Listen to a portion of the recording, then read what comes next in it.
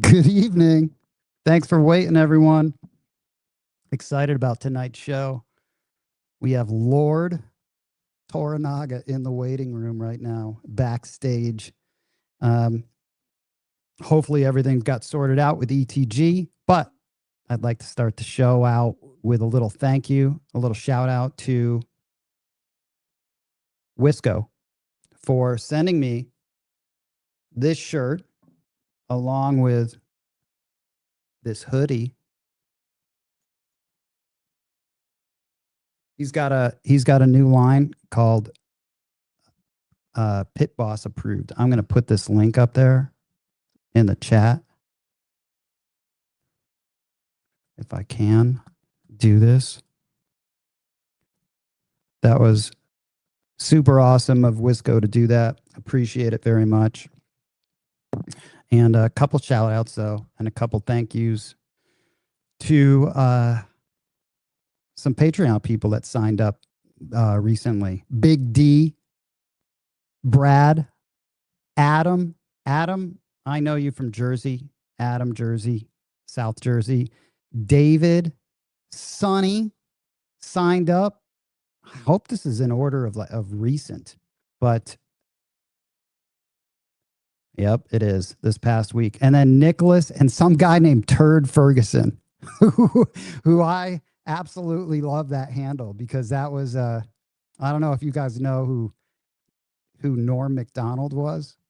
He's so funny. He's one of the funniest comedians there is. But let me get Toronaga in here, and then we can talk about Turd Ferguson if he knows who that is.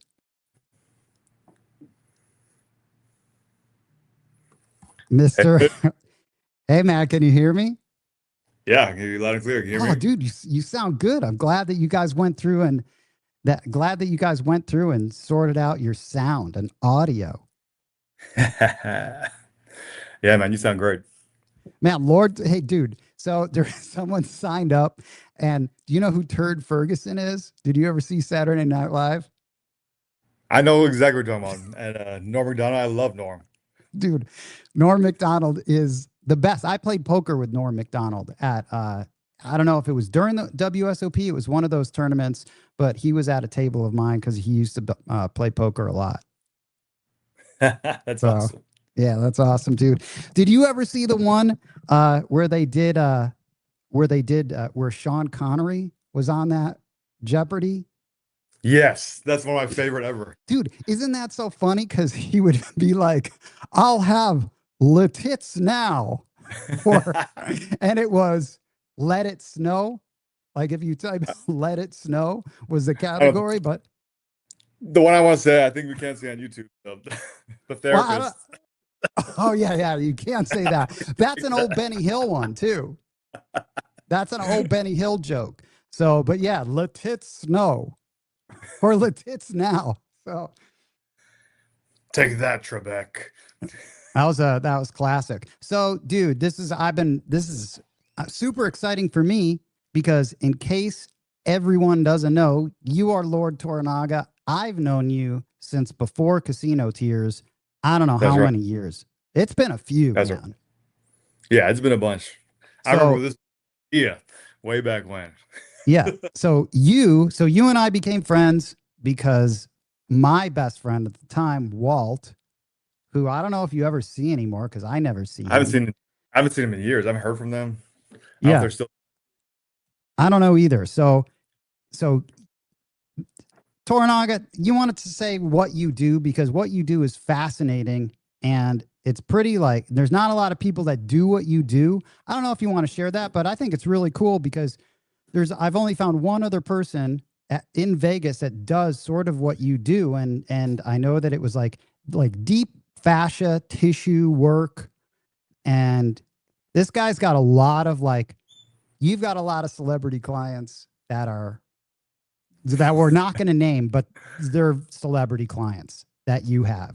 So you're like, but you're not necessarily, how do you describe what you do? Because it's not common. It's not common, especially in the US, but I think around the world it's more common. Like I met people from like Spain or like Germany or Italy or Argentina, and they're like, oh, like there's someone like you in every town, like or every soccer team has someone like you, but over here it's not. And it's funny you say all this because since I got this stupid injury, I've been laid out. All I've been doing is just eating up knowledge and just like hundreds of hours of lectures and coursework a week. And my game is on a whole nother level now. I basically even came up with a whole new way of treating the body, and it works. Yeah. So, but in general, how would you describe that? You're not. I mean, you really work on more like athletes, like, and it's, oh, great. I took one of my guys at work a long time ago. I sent him to see you, and your nickname at work is called Dr. Pain. So you actually had a handle before you were like, we knew that we both loved craps and that you became Lord Toronaga. You actually had a handle around our office of Dr. Pain because going to see you was incredibly painful because you like really work on, I mean, you work on your back. I mean, you really fix people up in an amazing way. Yeah. Yeah. And I mean, I guess it's like sports injury kind of work. But I also, I train people like in the gym kind of thing. I have my own studio. That's where I met Fran too. I have a little those treatment rooms and the gym thing. But at this point, I mean, I always thought it was the same thing. Now it's like literally the same thing to me. And my focus is now like I kind of hit it from the neural perspective. I actually see the body, which is kind of rare for exactly how it is. Like 99.9 people that do body work or 99.9% of trainers are working on all this stuff. And I'm working, or maybe even outside here, I'm working inside here first now. And it works like gangbusters. I'm batting 1,000 right now. It is out of control. Yeah. Dude, very interesting because I mean, I've gone to you with like some serious back pain, like serious stuff. And you've basically like really every person that I've sent you to, you've helped tremendously. And it is not a enjoyable process going to see you. It is absolute sheer pain. This new thing, it's way more enjoyable. People are like literally on a different planet, relax, and they come out of it, and it's like all the stuff is either turned way down to like almost nothing on the volume, or it's like gone. I mean, I had a guy today who's a longtime client, probably as long as I known you, and he was a bodybuilder kind of guy, and he just threw his back out doing a reverse hack squat, like facing into the hack squat, and blew his back out. And that happens to him every once in a while. And usually, you know how that kind of thing is. You can like get it loosened up or whatever. And best case scenario, you leave my place and it's like it was brutal, and you're like, oh, it feels better, and hopefully when I wake up tomorrow, it's gonna feel better. That's how it's been for years. He left the place. He got off the table. His eyes were as big as saucers. He's like, it's completely gone. It's all gone. And it was not. Yeah. It was. I was doing this, talking to his nervous system, hitting the right spot with the right other spot, and getting the thing to release. And it's just like mind blowing. And on the training side, same thing too. Nervous system first, working with a lot of eyes and vestibular. I have tons of youth athletes just flooding in right now. And it's like I had a girl today could never do the splits, and end of the 1 hour she was doing the splits, no problem. That's sweet. Yeah, man, you're like a miracle worker when it comes to that sort of stuff. You like it's so much better than a chiropractor. It's great. It was great to like you helped me a lot from because I'm no stranger to the gym. I actually just came from the gym. I've worked out all the time, so it's super helpful for injury stuff because you get injured all the time. Not so much when you're playing craps, but dude, forget about all the celebrity clients and the fact that people always say you look like Steve Aoki. Who I know from back in the day, like way back in the day, dude, like back in the day, That's crazy. He went to UC Santa Barbara with somebody I just know. I found out. Oh, really? Man. I guess it's a party school. So I'm on the train, 0. Oh, nice. Yeah. So you have not.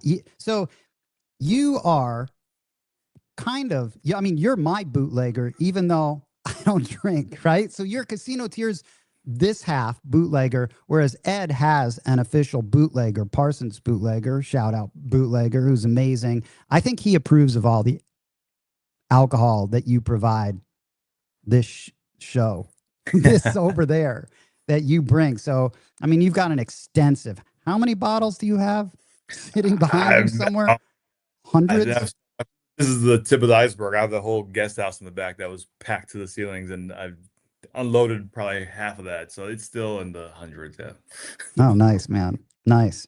Hey, man, you mind if I do a few shout outs, dude? Of course. Man, Stent Placer, Shooting for Aces, G Dub, Double Deuce, Sweet Lou is already in here, Easy E, and Mudslide. Yep. Mad Hatter. That was great, man. Dice Grinders, H2O Guy. Reaper is here. I don't know if you ever met Reaper. Reaper's hilarious. You would like Reaper, man. You would like Reaper. Ian, man, you would like a lot of all these guys are fucking cool. Fucking X-Man is here. Low Budget's here. It's great, man. Yeah, Birdie's I met X-Man Aces. Paris that one night. Oh yeah, that's right. Yeah. When Memo was there.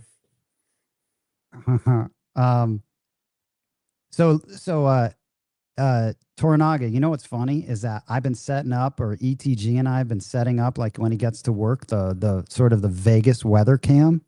It gets more views than the show. That's what's hilarious. We don't even do anything, and it gets more views than the show. It's just like we check in. There's like over 100 people watching it all day, because you could see, like, because we have it sent out to, you know, X, all these platforms, and there's just 100 people watching it. It's hilarious. I saw it the other day. I saw it, I think Instagram. It had like a live going. I said, "What is that live?" And then it was just the view of your. Yeah, that's brilliant, dude. Like you can run that thing all for all those people. That's yeah, we're gonna do that. Man, Jobless DJ in here. So Toronaga, before I know Ed's gonna jump in here probably in a little bit. You should do the 3MG with us. But I wanted to talk about. I was thinking about this. So I would go see you, right? And we became friends, and somehow we would just. What, I just brought up craps one day to you, or while I was going back and forth to Vegas, and we discovered that we shared a similar love for the game. Yeah, because you were still playing poker tournaments, and you said you started a long time. Yeah, it was a long time ago. You said you were breaking it up by playing craps, and you didn't really know what you're doing, but then you started to really get into it, and then, I mean, some of those ideas you had are like old. I feel like the 10-ton two-head takedown is like pretty so old. And your obsession with the 4 and the 10s and a 2-to-1 payout, that's pretty old too. Like there's a bunch of things that, yeah. Oh yeah, you heard a lot of you actually, it's funny because you texted me, you're like, all this stuff that you talked about for so long. Like when we would talk. For so long. This is so, this is years ago. Yeah. Like way. Yeah. So, how did we get, or how did you get the nickname? Did I give you that nickname, Toronaga? Dude. That was after that night the horseshoe, when you didn't know what the lay was. Yeah. Okay. That's after I fucked up. You got that. We gave you that handle. That same night. Yeah. Oh my God. Listen, man, Toronaga, I didn't even play you this. All right. ETG made this for you. Hold on a second. Let me get this thing. Let me get this. All right, check this out, Toronaga. Tell me if this is tell me if you feel offended by this, okay? All right, tell me if this is racist, okay? I don't think it is.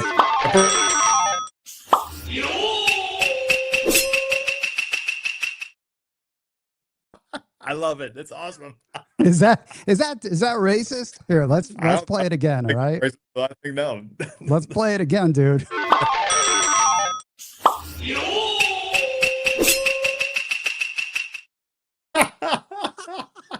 Dude, isn't that funny? That's fucking amazing. Hilarious, isn't it? It's amazing. Yeah, that is funny, man.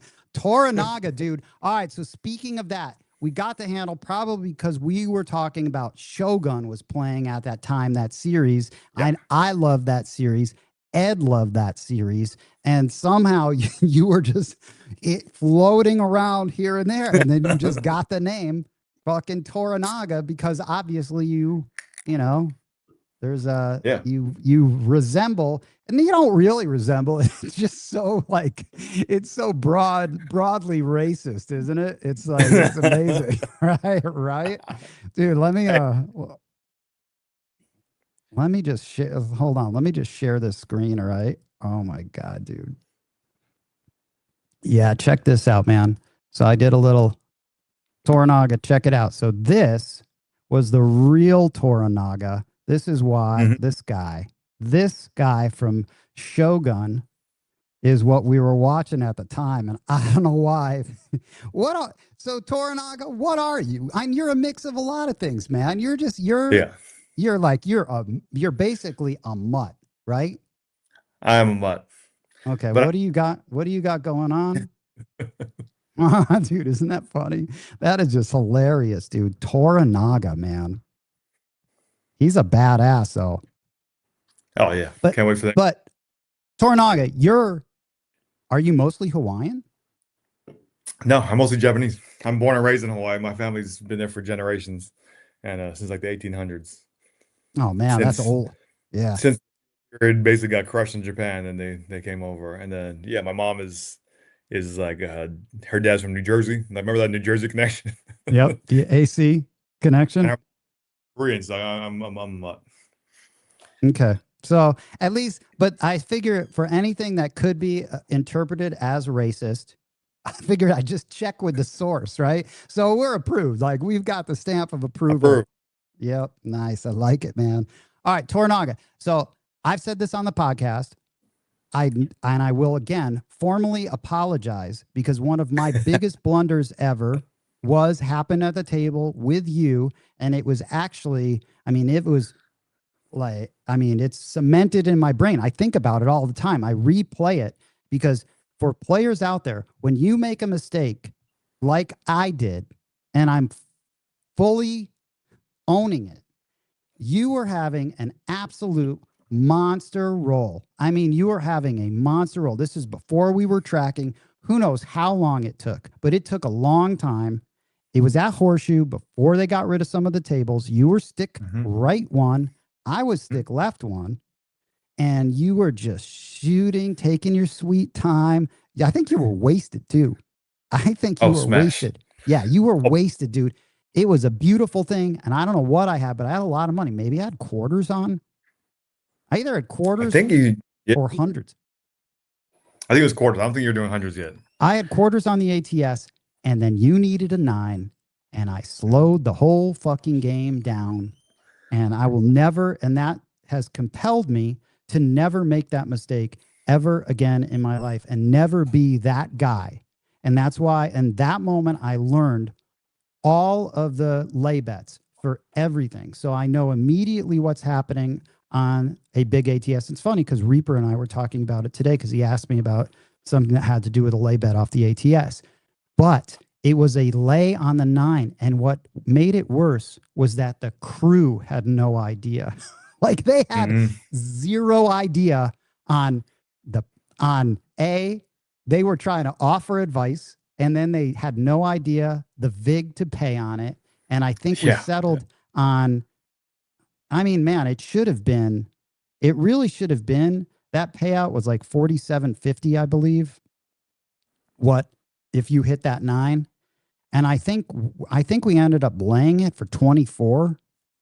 I'm pretty sure that's what it was for 2,400. I'm pretty sure that's what it said, but it took forever. And then it shouldn't have taken forever. And then of course, Ice the Shooter, Toronaga, and then you 7'd out. And I will always, I think I just have to lead with so sorry.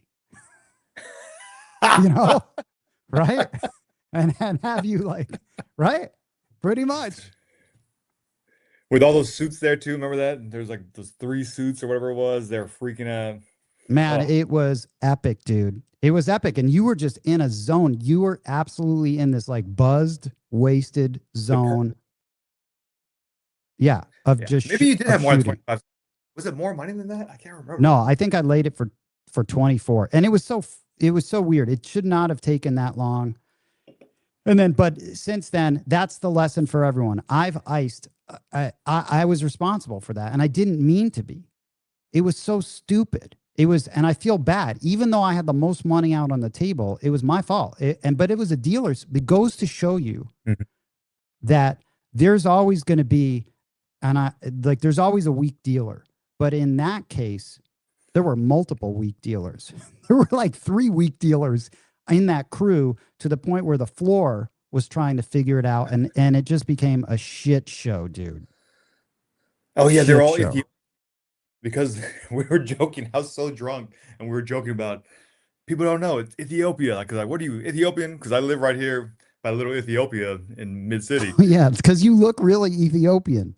And I was like, they're like, yeah, we're Ethiopian. How'd you know? And I was like, people don't know that's the motherland. And we're like, for the motherland, Ethiopia. Every time we were throwing the thing. So, dude, I'm gonna share what your practice setup. How long have you been? So, how long have you been playing craps, dude? I've been playing for a long time, but I didn't have a setup to practice. I would try and even just throw against a towel against the wall at some points. So I Yeah. never serious enough until casino tier days, really. I would just play when I go to Vegas, and stuff like that. But I had originally learned when I was probably like 2002 or something like that. I had a friend who must have learned from either took one of the classes or learned from somebody who did, but he was already dice setting and he had practiced a full breakdownable practice rig in his apartment. And so we used to all play in his apartment. That's where he taught me how the basics of it. But I took what I remember from him, and I don't know if I even remember it correctly because I was doing the claw grip. I think he was probably doing the ice tongue. I think back. Yeah, but for all of a sudden, you just to say, yeah, I was doing the claw grip and the ice tongue, means like you are not just a random guy playing it. Like, Oh, how did? I like it because there's a possible advantage. Just like playing blackjack, which was my other game I used to play, uh, to try and get some kind of advantage. Well, you have a little more of a history in blackjack, right? Was it your dad? My father-in-law was like one of my best friends who passed away, but he was a serious, serious blackjack player. My wife, he was a Yes. radiologist at blackjack, and he drank. And they go to AC once or twice a month from North Jersey. The limo picks you up, takes you down there, and they go there all the time. And I've been to AC so many times with him, and he was a really serious player. He was good. He was really good. Yeah, that's awesome. But he didn't play craps. But you were no stranger to the casino or anything like that, which is funny when you find out about that. And I mean, it's just a random. It's so random because you don't normally meet. I don't know many craps players in LA. The only ones that I really know would be VDT, Vegas Day Tripper, Mhm. pretty much, who will get on the show at some point too. I just talked to him. But dude, let me show dude, let me show this thing, dude. This fucking practice setup that you have, dude, it is hilarious. All right. It is hilarious, man. I got to tell you. Okay. Look at this thing, man. Okay. Want to tell me what we're looking at right now? Yeah. Besides the totes and cases full of whiskey, you can't see that basically surround this whole thing to the Now, ceiling. where is this? In a guest house?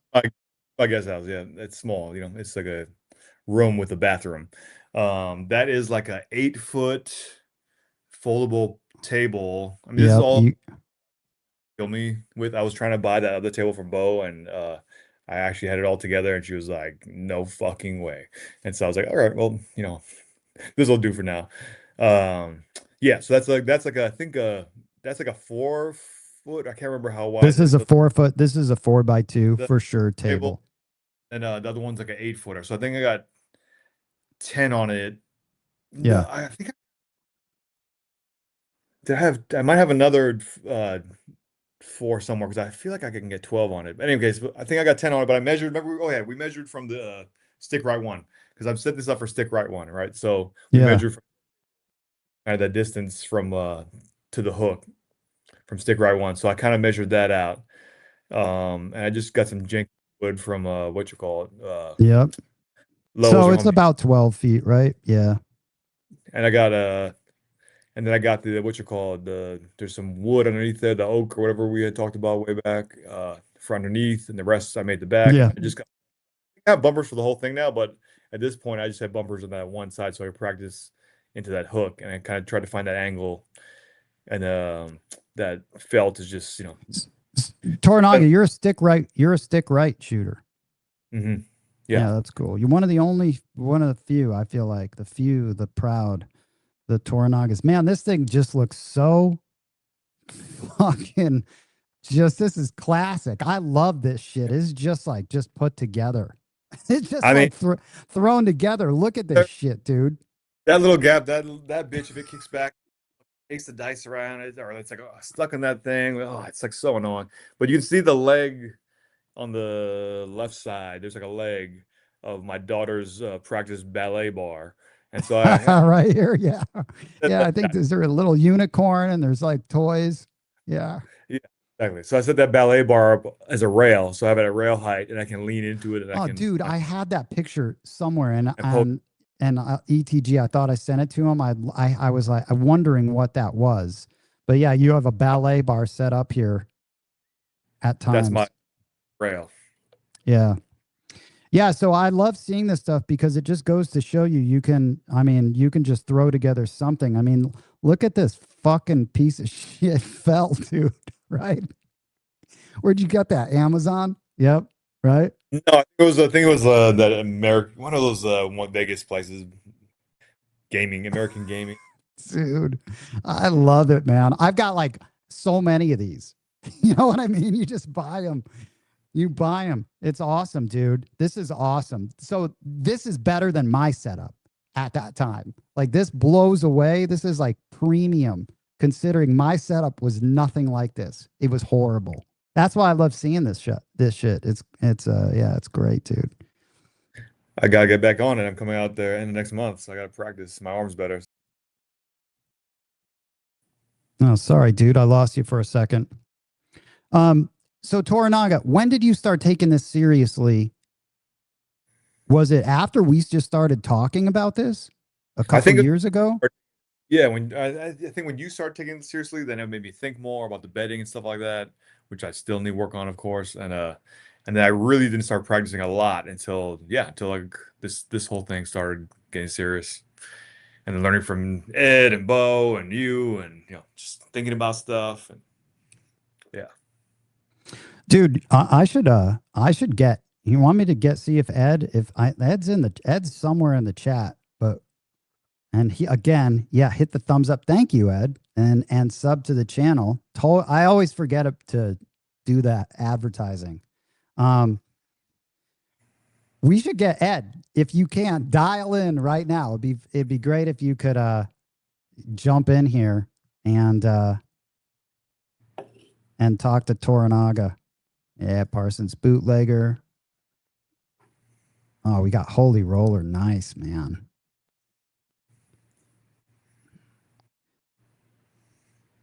Yeah, Toranaga, I like talking to craps players. And because everyone has a very similar start to the game because it's so fucking confusing, isn't it? Mm-hmm. You never really took a lesson. Except No, not a good teacher though. Yeah, I mean just for basics. and what was your teacher then? Your father-in-law? No, for craps, Yeah. for black, but for craps, it was that friend of mine that had that full-on table in his apartment back in the 2002 or whatever that was, in Silver Lake, and we'd have craps games, stay up all night. But he was just teaching me how basics, like that you could set, because he was doing really well. He would go to Vegas and he would turn 200, 800 all the time, which was back then to us was like, wow, that's amazing. He was a bit older than us, and but he taught us just play 6 and 8, 6 and 8, and then whatever comes. You always do the same thing, like kind of like bowling. Whatever comes, you kind of just go with it. Like just feel it out, but always 6 and 8. Pass line, rolling, and full odds if you're feeling it, kind of thing. But Did you this mudslide? He mudslide. I'm sorry, mudslide's in LA too. And then G Dub has a question. Toranaga, do you ever play card craps, dude? I've only played one time. This was going on in our chat. refuse. Yeah, but have you tried it? No, I will never. I don't want to. I'm not going to go waste my time with these Indian casinos that don't have blackjack and don't have craps. I don't play poker, so there's no reason. I just refuse. I need a, hey, listen. Hey, ETG, Ed needs a link to the show. Even, hey, Ed, if you've got a link from before, it still works, but I'll get ETG on it. So Toranaga, when you went out here, I feel like Bo, you really kind of gravitate in some ways. Some ways your playing style is very similar to Ed's, but you like definitely. Oh, dude, remember when you were out here with your friend Oh and my you, God. me, and Bo went to Aria? That was fucking hilarious, wasn't it? Oh my God. That was awesome, man. I'm only pissed because I knew I should have played the ATS on you. I felt it when you were coming back and taking forever in the bathroom, and Bo was chatting at the pit boss, and they were just waiting for you to come. Who's the shooter? And you had that shooter hat on or whatever, or someone had a shooter hat on. And then Dude, you that thing like the side twice or something like that. I was like, motherfucker. hey, ETG, get in this little camera. Little. Dude, it's just, hey, do you know that I call him now, Toronaga? I call him son, not my son. You know what I mean? Get in here, son, not my son. Yep. He made that. He made that almost semi-racist thing, right? No, I want that. Send it to me. I will. I'll send it to you, dude. It is awesome. It's awesome, dude. You know what? I'm gonna play that again because it's so good, man. Dude, it's one of the best.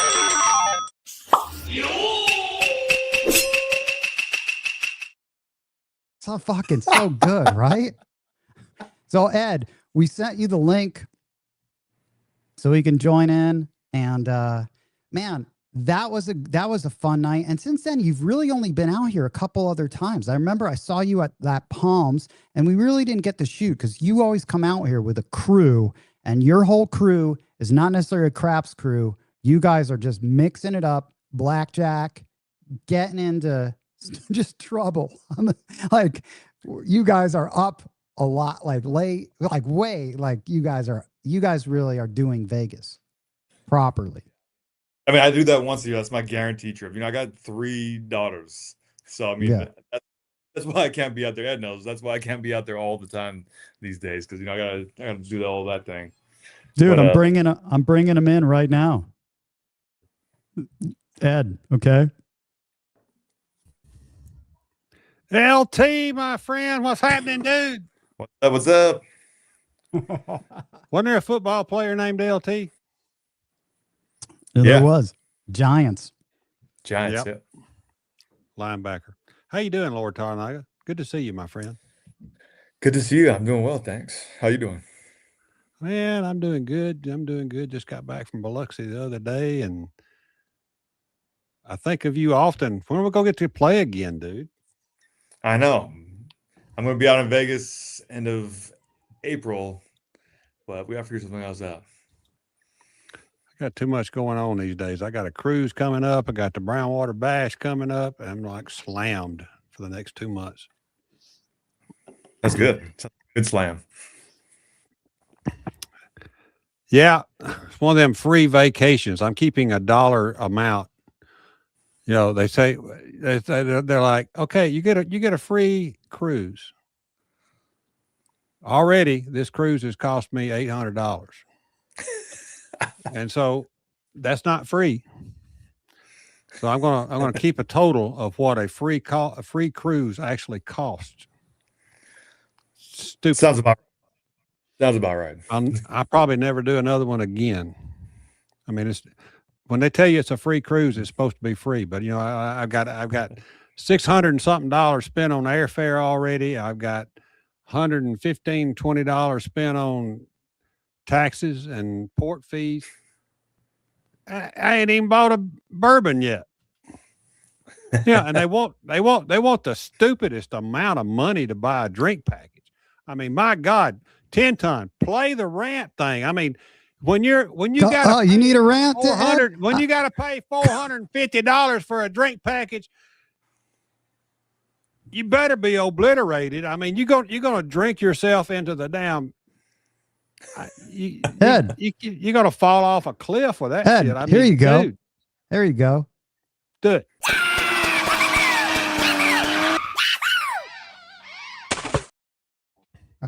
Freaking ferret. Freaking ferret stealing my fish off the back of my truck.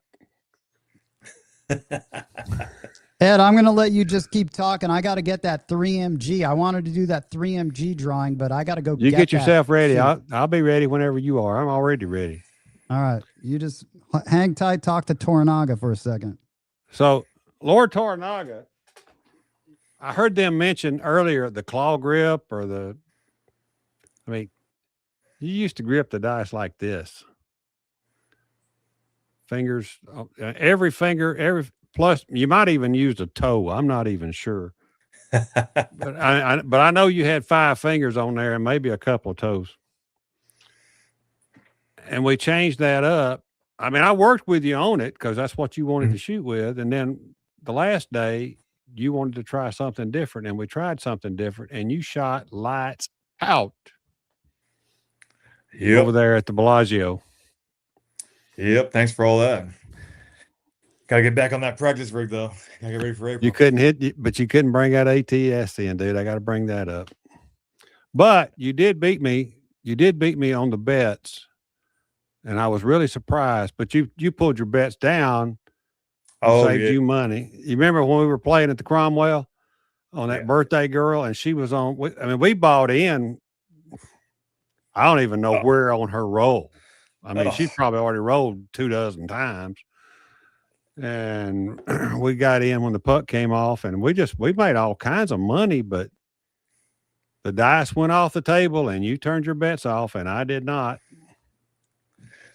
Yeah, but you still beat all of us on that anyway. Because I don't know how to bet Crapless like you. I was trying to follow you, but man, it was Crapless. It was a different game for you, wasn't it? Mm-hmm. Have you played any Crapless any more since? I've been practicing, and I'm playing kind of. I like the game you play.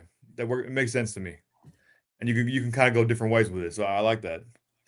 But it, like you said, I played this weekend. I played Crapless this weekend, dude. I hit. Oh man, I got on good runs on Friday night and on Saturday night. Both nights on Crapless. It's my game. I love it. I love it. It's great. When it's good, it's good. I hit 5 threes. Ooh. I hit 5 threes. I had a $500 3. I had a $420 6, and I had a $700 5 when I 7'd out. Oh, we were having a good. That was a good run. That was a good run. That was Saturday night. That was on Saturday night. We had a lot of fun with it. Me and Aloha Johnny. Nice. Yeah, we had a good time. You know, I'm back with the printout, but this is like a tic-tac-toe row right now with that old logo, Ed. It is the old logo. Mine says Biloxi, though. I got the Biloxi shirt on. Actually, does yours say anything, Toronaga? No, this is like the old. Yeah, that's the old school. That's strictly vintage T-shirt right there. Yeah, that's awesome. So Ed, man. Yeah. You know what? How you doing there? How you doing there, Pard? Oh, good, dude. You want to? Shit, dude. I got some pictures, but I got some pictures from from your trip that you sent me that I also got from Low Budget too. I think you guys were in the same place, same weekend. Maybe so. So, but you guys, I feel like you guys are very kindred spirits. Like I did not expect Toronaga and Ed to be hanging out. We were hanging, dude. I love this guy. Great. He's fun. Same. A lot of fun. It's probably because Toronaga's not drinking anymore. Oh, I can't help that. But I can take his bourbon. Yeah. I mean, he's got all that shit behind him back there. Anytime. Yeah. I got a little bit left. So let's do this. Let's do it. The 3MG ad actually on time with Toronaga. The Worlds Collide. What is this for, March or April? This is for March. Yeah, that's what I thought. So we're not exactly, dude. We're not exactly on time. Fuzzy, who won in February, I'm gonna get to that. I hung out with Fuzzy. The guy fucking shot the lights out of Paris the other night. Stick right won, hard way set, killed it. Yeah, you get all the good part. You get all. That's going to be later on in the show. I'll talk to you, but I did hand deliver our February thing, our February 3MG. All right. So what are we giving away for March? I don't know, man. Whatever. You got to make a decision quick. I mean, we got lots of stuff. I got the old classic T-shirts. I got some new T-shirts, but I'd like to get rid of the some of our old inventory. I can let them pick all the inventory that's like that. I'm phasing out. You got your calculator handy?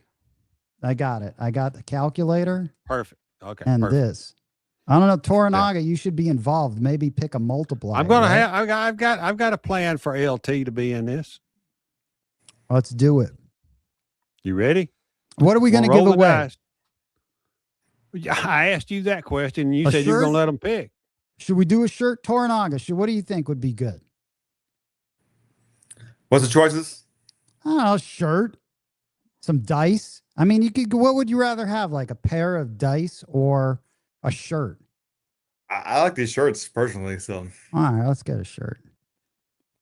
All right, old school shirts, just because, you know what I mean? I've got Atlantic City, I've got Biloxi. I don't have any more Vegas or blank ones. We'll see. All right, I'm going to throw the dice, and then we're going to go from there. Okay, you ready? Let's do it. All right, Toronaga, give me a number between 2 and 12.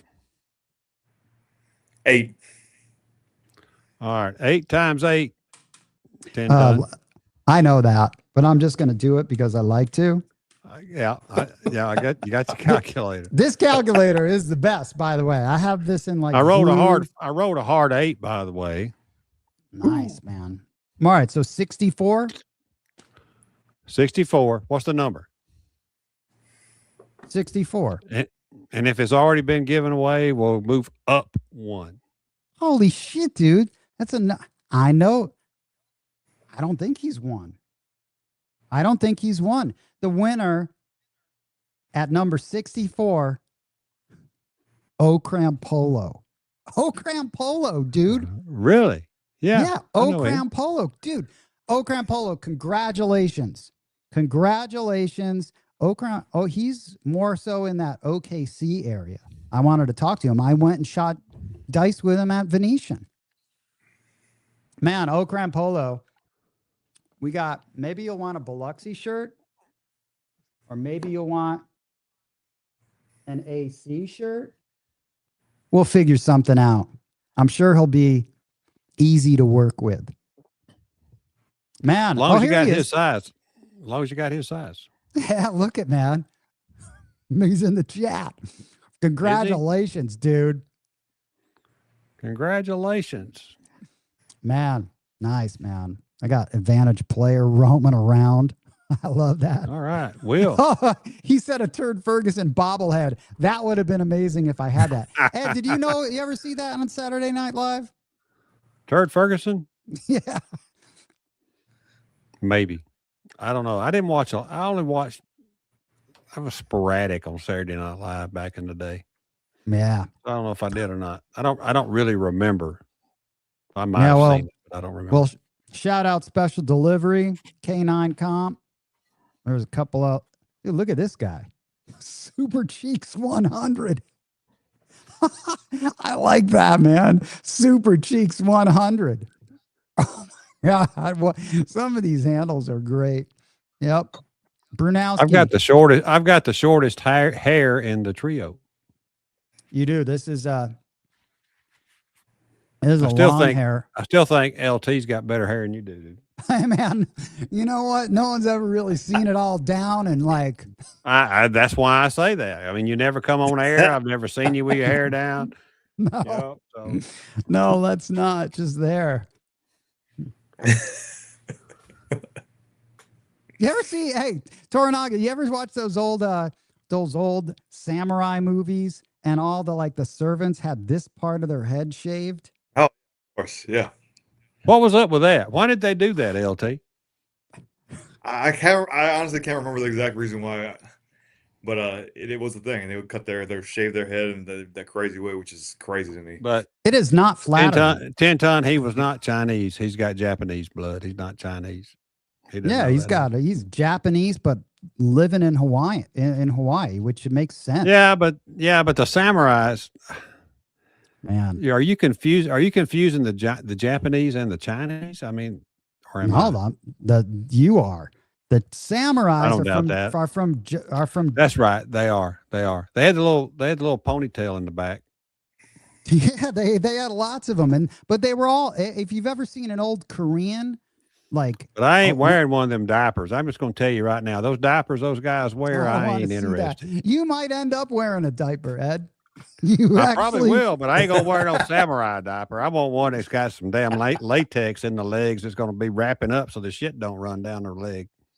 Yeah. Dude, so Okran Polo was talking to Advantage Player.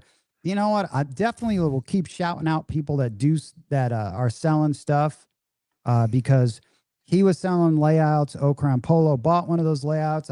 Hey, Ed, you see this? Wisco has a clothing line. Pit Boss approved. I just heard that. So I've got that. So people should support that, which is great. And then Easy E, who's in the chat somewhere. I know I've seen him. He sells a lot of stuff for, like, it's a legit store. And by the way, someone was looking for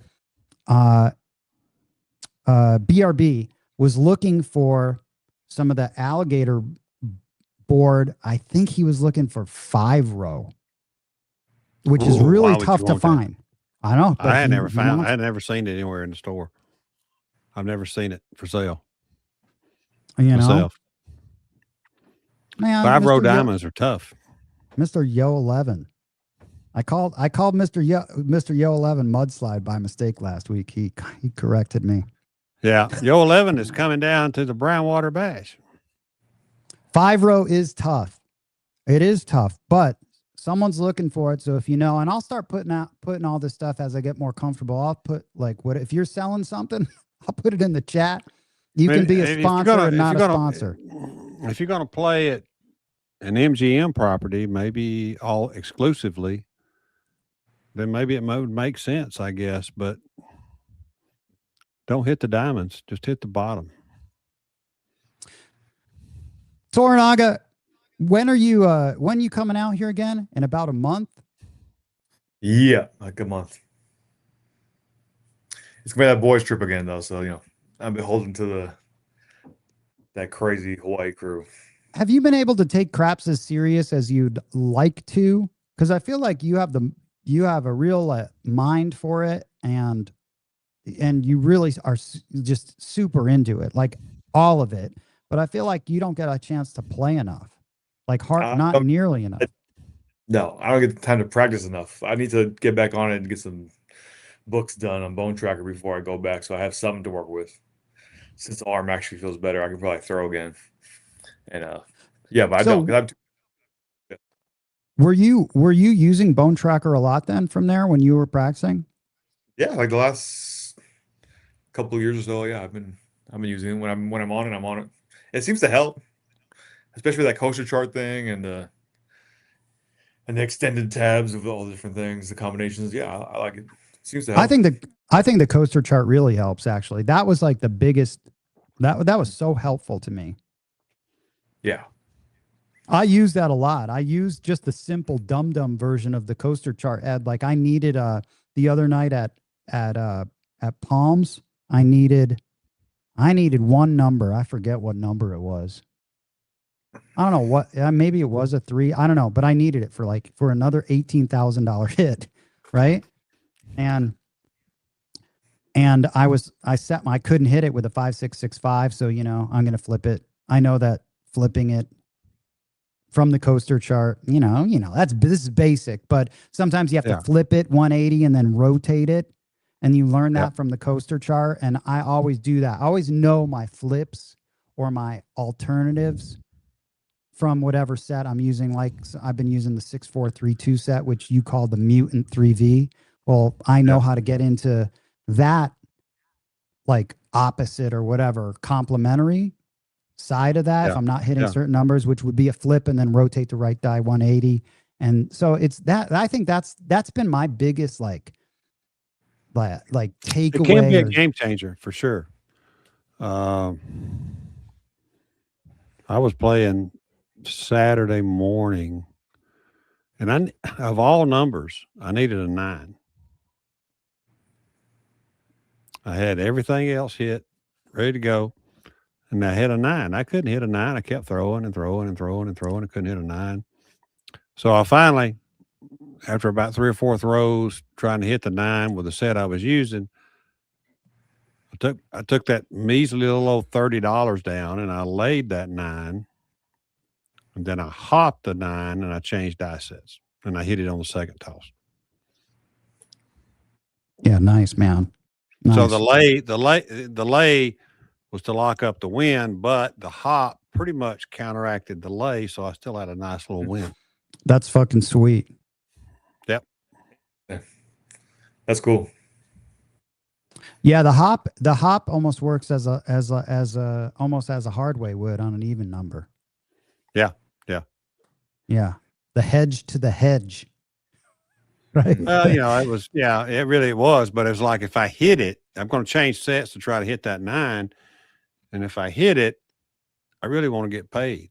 And if I don't hit it, then I'm still going to make some money. I locked up a win. But by laying that number and switching sets to a good 9 set for me, and it took 2 tosses. I had to lay it twice, but I hit it. That's cool, though. It took 2 tosses. Hey, Ed, so when I was at Palms and I didn't hit the 3, but it's crazy thing is, and then I just kept hitting 3s, right? I didn't hit the 3, but then I kept hitting 3s, so much so that I had my 3 at 500.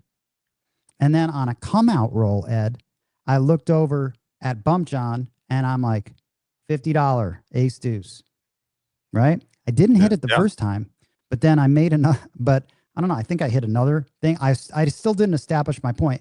I said $50 ace deuce, and then I hit it.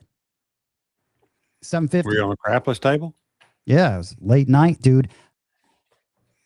Ed, I found the pure joy of Vegas. It really is after 1 o'clock. It's too late for me. I'm not ever going to do that shit again with you. Man. I am never going to do that. After 1 o'clock. Lord Toronaga, I was up 25 hours. Whew. Flying out there, waiting on his ass because he's never on time. Chilling it, just waiting. I mean, I'm like just sitting down in the lobby of the Aria about to take a nap. And he finally goes, "Well, I'll be down in an hour." I'm like, what? I must have been down 30 minutes ago. Yep. Sounds about right. Yep. Yeah. You know how he is. So anyway. By the way, Ed, I am not doing that all night run with you ever again. I was at Aria the other night at 3 a.m. Table by myself. It was a absolutely wonderful experience. It was wonderful. You know what? I had the table by myself at 9 o'clock on a Saturday morning. Oh man. Yeah. Dude, I didn't have to stay up all night. I just slept good, got up, went and played. I had the table by myself for 2 hours. Special delivery. Shogun were from Japan. I think this is pronounced Shang-Chi or Chinese. I probably butchered that, right? Zhangxi? Shang-Chi? I don't know, man. But shout out ATS Hunter he's from North Carolina. And Ed, check this out, man. Cheers from Germany. Wow. What is going on? Hello. Yeah, that's awesome. I don't know if there is Germany in the World Cup. You following the World Cup at all? Anyone? They must be. They must be. I don't think they are. I don't know. I mean, Italy's. What's the World Cup? What does that mean? The World Cup, yeah. Oh my God. Is that where they play? Is that where they play basketball with their feet? Yeah, exactly. Let's see. Man, everyone in the chat. A lot of people are talking about what's that? Oh, Germany is in the World Cup. They're a powerhouse, man. They always have been. Mm-hmm. Soccer. Yeah. Football. I've seen a World Cup game, actually. Finland and Sweden when I was younger in Michigan. Have you ever seen a World Cup game, Toronaga? I didn't see a World Cup game, but I saw that CONCACAF something. Oh, Mexico. Yeah. was full, it was packed. And when Mexico scored, these fools were throwing their like $24 giant beers, just like I was like, I'm out of here. Like this is just crazy. It started raining beer everywhere. Yeah, sporting events can get violent in Los Angeles, Ed. I can imagine. Yeah, A taxi cab ride can get violent in Los Angeles. I guess so, man. I guess so. You so want to hear some random news? Someone. I was talking to the valet guys. Here's some gossip. Yeah, here's some gossip, man. Someone jumped off the parking structure at Aria and killed themselves in that back alley from, and they don't report a lot of this stuff, but I guess he had murdered his roommate. So this isn't about gambling. Then somehow drove to like the parking lot in between Park and Aria, and then he jumped off the parking structure and killed himself. Crazy, right? Wow.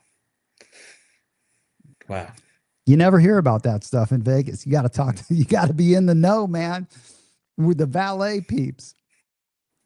Do we really need to know that shit? I don't know. There's a reason they don't put that on the news, dude. I know they don't. One time I was locked out of my room in Cosmo and I had to go get security and, prove like, hey, I'm locked out of my room. Lock me. So I was talking to the security guard, but he was like, dude, they cover up so much stuff in Vegas. He's like, someone just jumped off the place at Cosmo. Well, this is years ago, but he was like, someone just did that at Cosmo. You never hear about it. I hope they don't take this channel down now. They won't. They're pretty tight on that. All these tourist places, they try and keep it quiet. So yeah, so that's just make believe. Yeah. Nowhere on earth does anything good happen after midnight except Las Vegas. It's the opposite. Nothing good happens before midnight. It's an advantage player. I like Will. I mean, you keep those hours. The old habits die hard. Yeah. Shout out Odds Fellow. Toronaga, as far as craps goes, what does the future hold for you? I mean, I really wish you would be coming out here more and playing, because you're great for the game and you're super fun to be at a table with. Man, hopefully over the next few years I'll get there more often. I definitely want to come to another one of the experiences, because that was just so much fun. I mean, it's such a good time. So maybe that'll be an excuse to try and make another one. But yeah, I'm gonna try to get out there more often. You were at one of the first ones. He was at the first one. You were at the first one. Can't miss that. It's come a long way, dude. It's come a long way. They've gotten so much. Not that first one was bad, but it's come a long way. Yeah, we've done a lot of different things to try to improve things as we go. Oh fuck, dude. That's right. You were, because I've got pictures. I've got some great pictures that I should post from that event at Virgin. But we've learned a lot. That event, we all went into this table so excited, excited, right? And then it's like, that was like the worst, right? It was the worst. Private table at Virgin. And it was your fault, Tin Todd. You the one who set that shit up. I did. I set it up. Again, I'll gladly take the blame for it, but at least I got it set up.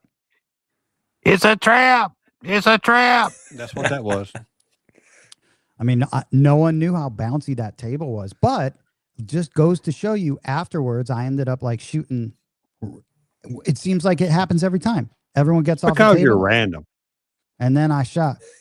It was probably pretty. Hey, Toronaga, I must have been so random the other night when I throw a 35 or 37 roller. That must have been random. I guess.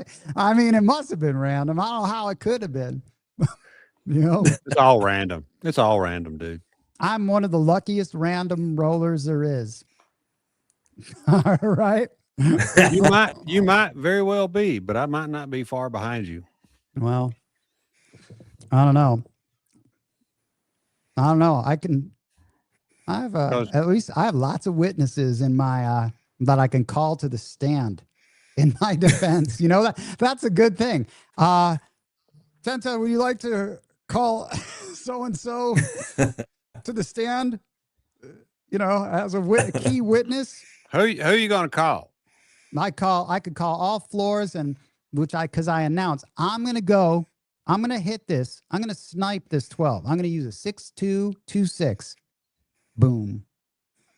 Witnesses, multiple, to the crime of demolishing some of these numbers, man. Mm-hmm. Reminds me of my cousin Vinny. You're going to bring up an expert witness. Mm-hmm. I've got Bump John as my expert witness. I call the floor from the Palms, this dealer from Paris, all these guys. So Marissa Torme. Toronaga, as far as stick right one goes, are you practicing from anywhere else? Because you have a very, very, very soft toss. Surprisingly so. Ed, what do you think of Toronaga's toss?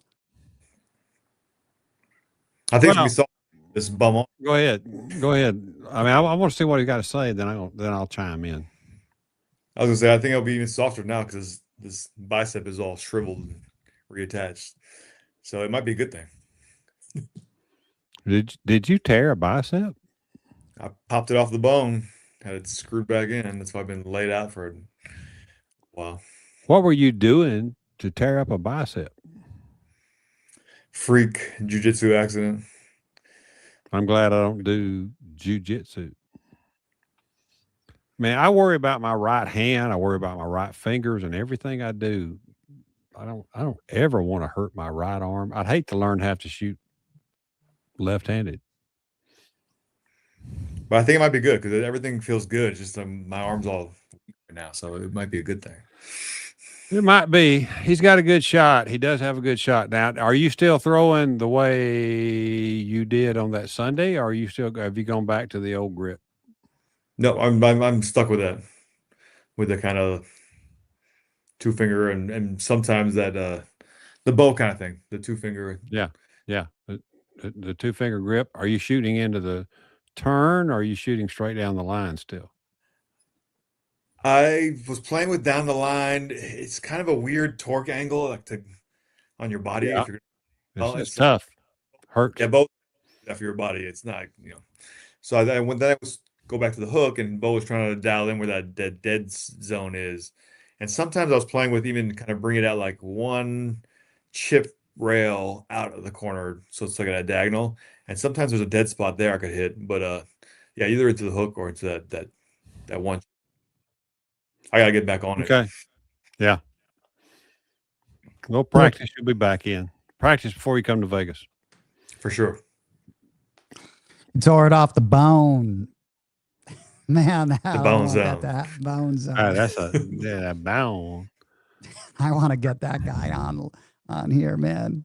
Fucking bone zone on here. Marcus, hey, you want to get Marcus on here? I guess so. I don't know. I want to get Bone Thrower on here. I'm going to get everyone. That's his on name. Here. That's his name, Marcus. Marcus Aurelius. Pete Trotta, 182. Question for Lord Toronaga. Do you like Islay style scotch, or how do you even say that? Lefroy? I love Lagavulin or Lefroy. I do like Isla Scotch. I love it. I think there's some old Lefroys I like when they're young. They kind of that Band-Aid thing a little bit bothers me, but I like Lagavulin probably better overall. But there's some good old Lefroys, and I do like that peat. I especially like that peat when it's like with a sherry cask also. So it's like just a flavor bomb. You got like a little sweet sherry thing, and then like the smoke and the iodine salt, and oh, it's so good. But I haven't drank in almost literally 6 months now. But I love booze, obviously. I love to drink. Man, speak to me. Speak French to me. Dude, Toronaga, give me those words again. French. Say them again. I know. That's not French. Say them again. What were they? Huh? Lefrog? Leapfrog. Lefrog. Say it. Yeah. Give the Craps listeners, the uneducated, the uncouth Craps listeners, what the hell were you talking about, dude? You were deep into Scotch talk, man. Scotch talk. That's what my daughters were like, what are you going on talk on YouTube for? I was like, you mean which one of my fucking weird subculture hobbies am I going to be talking to people about? Well, yeah, I'd be interested because I'm such a, novice when it comes to Scotch. I pretty much just love Doers. That is like so blue collar. No, but the thing is, even Doers, that they put out some really good stuff more recently, and everybody has good stuff. But That's Toronaga, it's dude, what they put out or not. That's blended Scotch. The white label, Doers white label is blended. The Doers 27, the Doers, I think they put like a 32 or something like that, 30, and those were excellent. Even the 20, there's like a 22 or 23 was excellent. They sell half a bottle for about $100 something though. But yeah, everybody, that's the rule. But do they put it out or not, and how much does it cost? Toronaga, you should have like a little like a podcast about this shit. Like, you know? My friend tried to do it before, and we did it for a few things. I was like, I'm not doing anything. I'm just gonna go in there and talk. It's a whole world. There's a whole world, but I'm not even drinking right now. So, I love the stuff, but on top. Have you ever had any of the Heaven's Hill stuff? I love it. Love it. Love it. I got a bottle right up there. I like that you guys can relate to this onto the bourbon thing. You know that?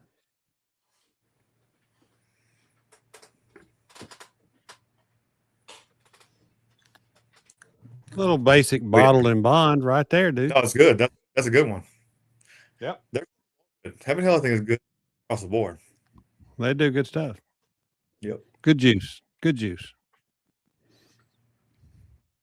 Oddsfellow says Scotch is evil. But, hey, Ed, you know that? Little shout out to Mile High Mike, who says, I want that Nordiques hat on your table. That is a sick hat. Remember, Ed, you were talking about?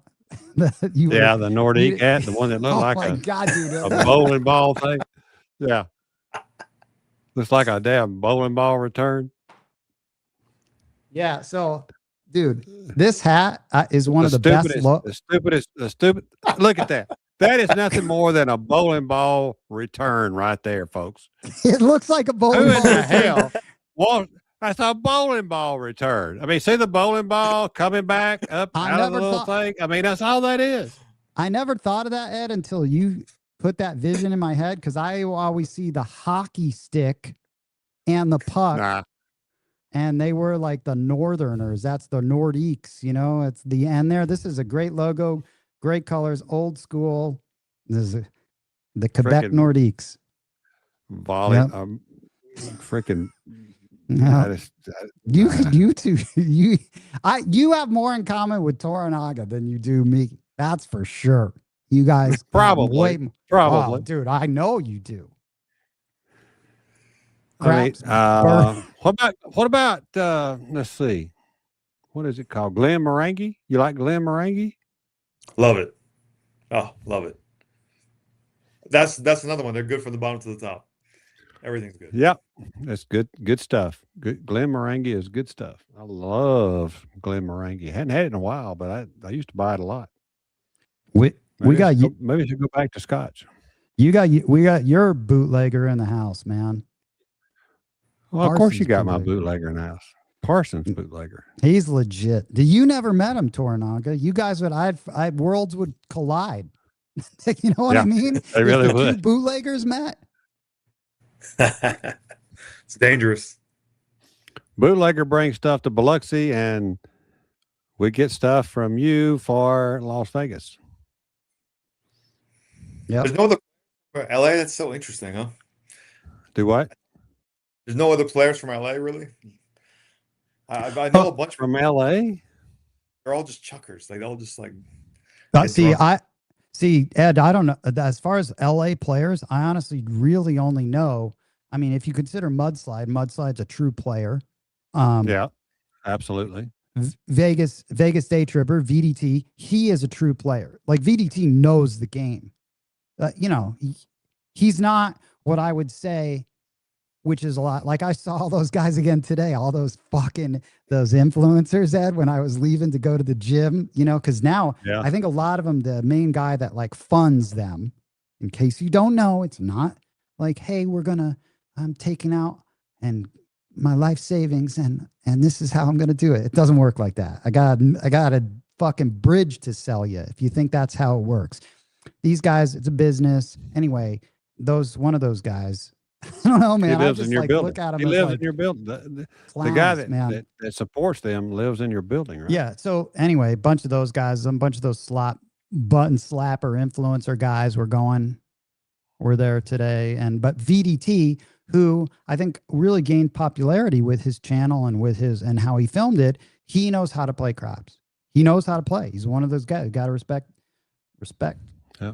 He knows how to play for sure, and can think and talk about the game, which is awesome. So I want to have him on, and I don't know if he's going to cover his face or whatever, but he said he's going to come on, which will be cool. But besides that, don't know a lot of LA players. For some reason, most players are poker players or whatever. I mean, probably because the casinos that we have there, Toronaga, are all card rooms. Bike, Commerce, Hollywood Park. They're either playing whatever, blackjack, baccarat, and poker, and that's it. There's not even craps in any of the LA casinos. You have to go to like wherever, San Manuel, maybe.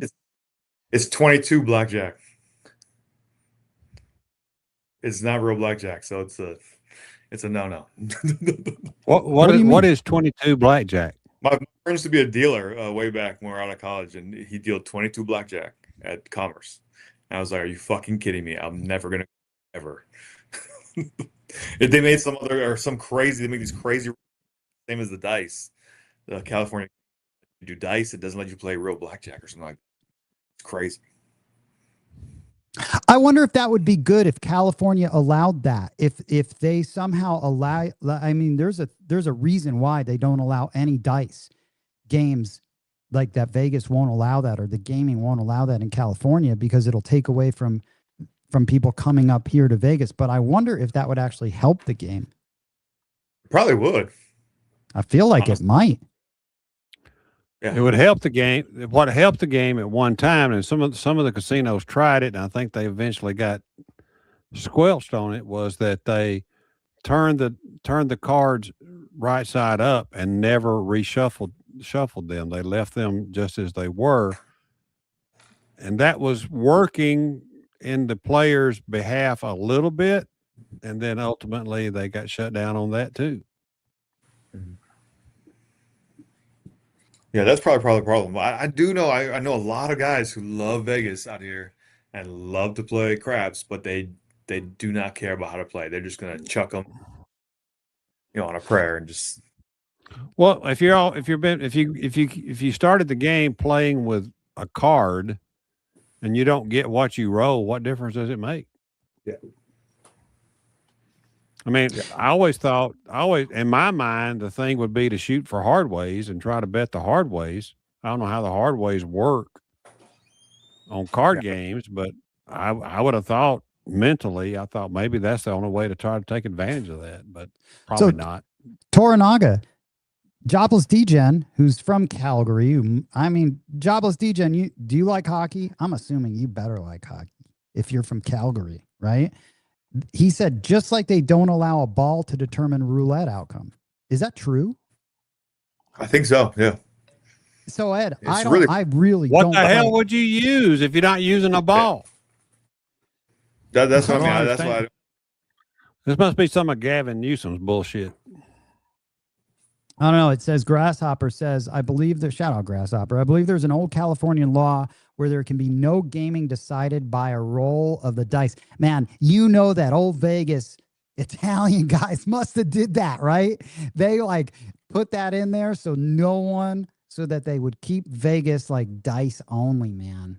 You're probably you're right. I mean, if they turned those Indian casinos into Vegas style casinos where everything was legit, it would hurt Vegas, right? But you never know. It could spur on popularity, kind of like how LA poker really was a massive scene, man. I mean, that's a massive scene in LA. So for advertising, I remember I met with a guy that I had a sit down meeting. Oh my God. So when I used to come out here I always used to stay in Toronaga. I used to stay at the Delano, which was the hotel, turned into Delano, which is now W, and that's connected to Mandalay Bay. It's always the first hotel. Yep. It was so easy. That's where I met Oliver, Ed, because he was at Mandalay Bay. So I would come up here all the time. It was easy because it was the first hotel you hit driving into Vegas. So I would stay there, and it was always quiet. But I met with an advertising guy, and he had told me this amazing stat of how many people from like 600,000 people come in or something every weekend from Southern California. It's a crazy stat of, I mean, Southern California supports Vegas in a massive way. Yeah. So, I mean, I think they should probably allow it. And by the way, K9 Comp says it's a bar. Then they lift the tab to see what number comes out. That's some fucked up shit. Right? No, thank you. Spirit tossing. Oklahoma just started allowing dice and ball games 5 or so years ago. Oh, man. A little late to the game, but that's probably helped.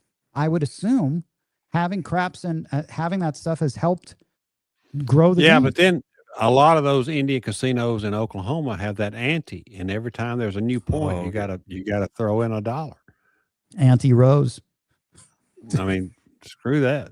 Dude, Sweet Lou chiming in. California's Constitution grants Native American tribes exclusive rights to operate Nevada style. That's why no dice. Sweet Lou with the facts. Right. I don't know if the Indian casinos even have that either, though. As far as I know, I don't think they don't. They're all cards. Check this out, man. Mile High Mike. Ed is right. Pechanga Casino in the desert. And what is this? Jamal from the Cosby Show in San Diego tried legit craps with cards, and they shut it down. The other tribes ratted those casinos out, and they shut it down. Wow. Yeah. Man, we're getting the tea right now. At least I'm right about something. Yeah. The Palms, the same group that's out here too, right? The Palms. Dude, yes, and someone commented. The Palms is owned by one of the San Manuel tribe. Someone, I forget, I don't know, maybe it was Rip or someone told me, Ed, it's San Manuel something tribe. Yeah, the casino is, what is it? It starts with a Y. Yamava. There you go. So anyway, the Palms does much better than Yamava. You want a little news flash on? No, dude, Yamava absolutely is a absolute freaking powerhouse from what I understand. It is a Optimus Prime, dude. It is a monster casino as far as how much business they do. And Palms is having one of their best years in Vegas, and they said it is like tiny compared to what like a monster the LA the California Yamava casino is. It's probably all slot play primarily. Oh yeah. I mean, it's just slot play. I mean, so here's the question. We run into this a couple of casinos in Mississippi where you have Native American tribes, Choctaws, running some casinos. Who are you going to go to if you've got a complaint or if you feel like you've been done a bad deal, right? All right. So if I'm in Biloxi, I can go to the Mississippi Gaming Commission, right? I can get a fair play, maybe, right? But at least I've got a legitimate commission to go to. If I'm in Philadelphia, Mississippi, and I'm playing Choctaw, only place I can, you know who I got to go to? I go to the freaking Choctaws. How is that? They can do any damn thing they want to because they're their own gaming commission. Right. And that's no benefit. I do not ever play Indian casinos anymore. Almost never. Because I got nobody to go to if I got a complaint. If I got a legitimate complaint, I got to go to the tribe. Who's the tribe going to do? Well, the tribe owns the freaking casino. I can't win. There's nothing legitimate way to try to express your views and try to get a direct outcome in most cases. Spirit Tossing chimed in, I think, to match Sweet Lou's detailed comment. Traditional ball and dice games, specifically craps and roulette, have been legal and available in Oklahoma tribal casinos since August 2018, following the passing of HB 3375. Whatever that is, man. I don't want that. Check this out, though. Grasshopper law dates back to Gold Rush days, 1860. And look at this. Jamal is pronounced Hamul. Thank you for that. Hamul. Wait, is it Hamul? Hamul. Hamul. I think he's correct. That is correct. Grasshopper. I've never heard that. Grasshopper. Hamul. Have you heard of that, Toronaga? Hamul? Nope. I have heard that. I have heard that though. Hamul. I think I'm gonna start a petition. They should just call it Jamal. I think it'd be more popular. You gotta stay in the swing. You gotta stay in the swing, dude. You know what Yamada does good out here is they have like the crazy concerts over here. So they have like really big artists playing there all the time, and so they draw people in for that and slot play. Listen, some people are just screwed, man. All Washington State casinos are tribal. Maybe you should try to get a tribal chief to come out and talk to you on the show. Yeah, that'd be great, wouldn't it? Man, I mean, my dad wrote the chief. My dad wrote the chief at the Choctaw Nation over in Mississippi a strong letter one day about how they were being treated not only at payouts and so forth, hand pays, that kind of thing, but also at the different restaurants in their facility. And I mean, he wrote them a blistering letter. I mean, it was a just super derogatory, blistering letter, laid it out factually what happened. The chief called all the gaming supervisors to a meeting in that casino to their banquet room. He read that, he handed it to them, read it to them out loud and said, "This is not how we treat our clientele." And then a few minutes later, my dad's phone rang, and it was the chief's assistant. And she said, "I am now your personal host." So that chief stepped up when that happened. She said, "If you want to, anytime you're coming in, you're getting a suite, give me 3 days notice." That's pretty nice, man. Yeah, I mean, he took care of them, but a lot of people don't take the time to write the letter. He wrote the letter to the chief in charge of the casino.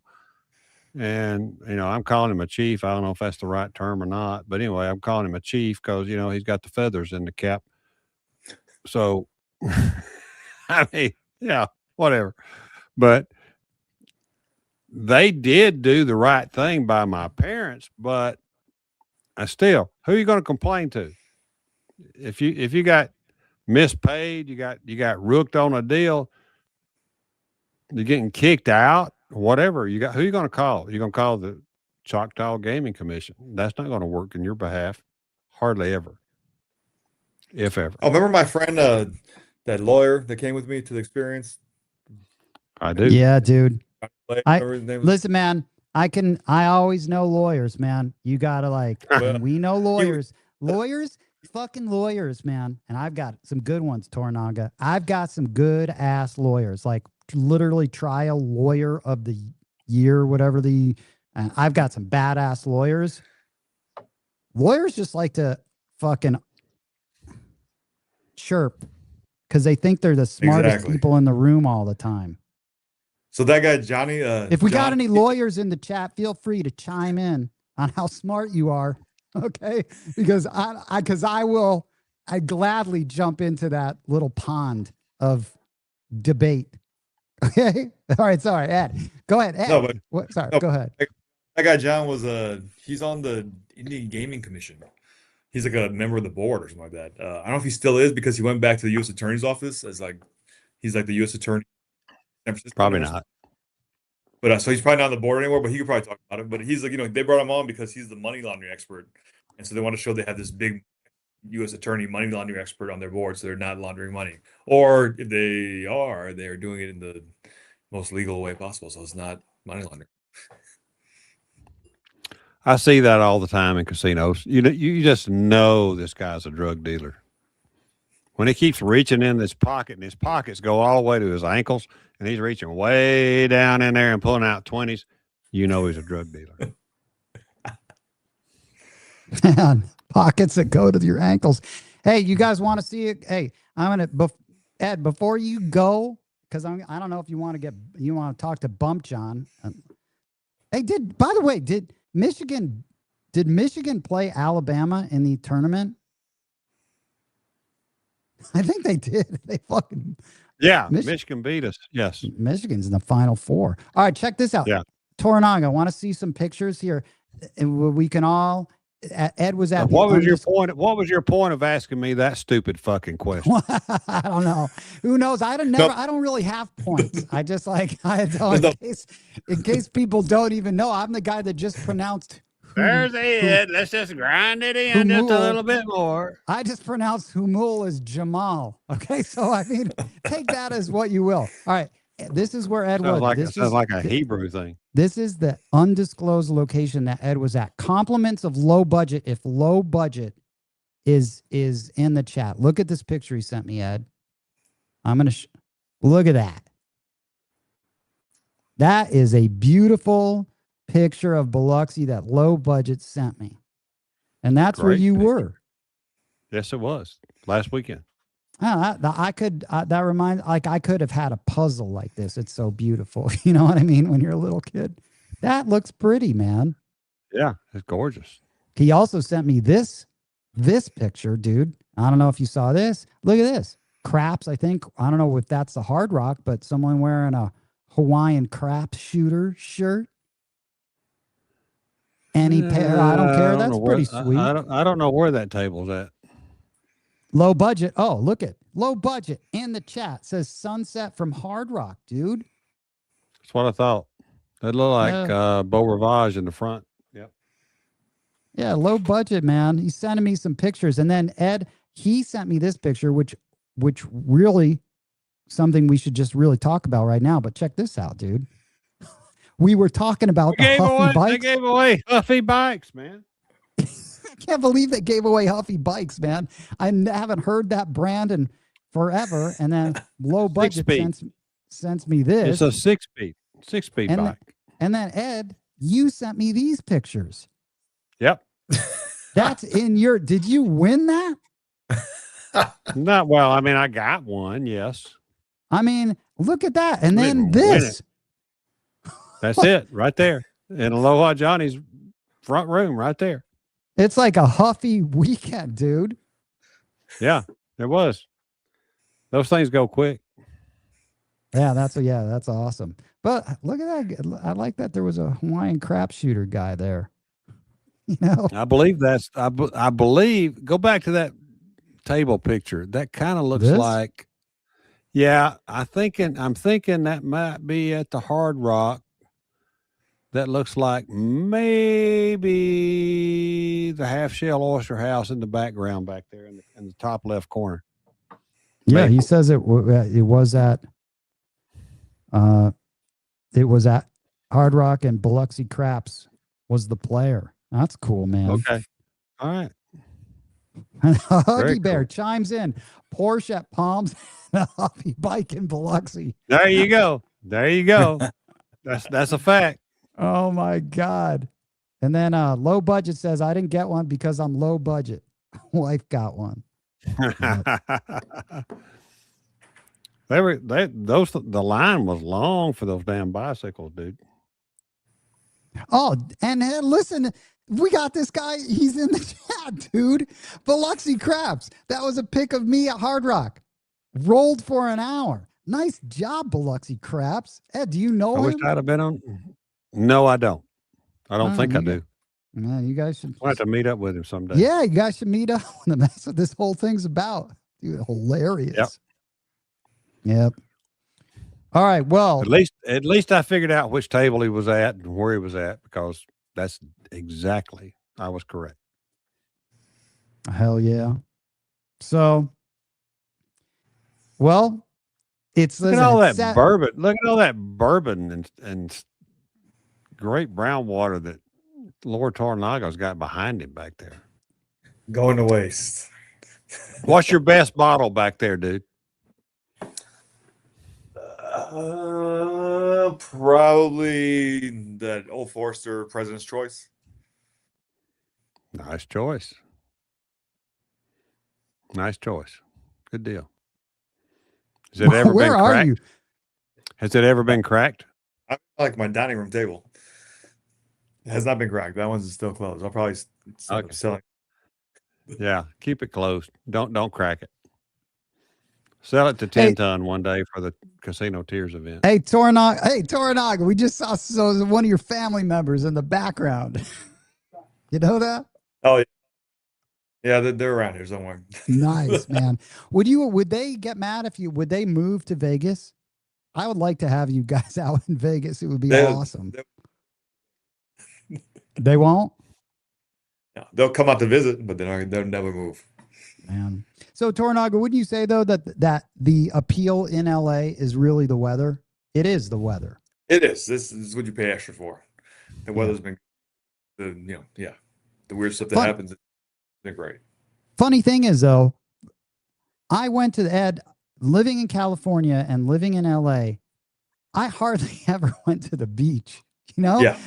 Isn't that weird, Toronaga? Like, it's rare to go down to the beach because it takes an hour to get there. Yeah, yeah. And you have to really go out of your way, and it's fucking freezing, and it's like not sunny. That Pacific water is cold, right? It's cold. It's not like Hawaii. Yep. It's cold. Reaper asked if you had any pappy in there.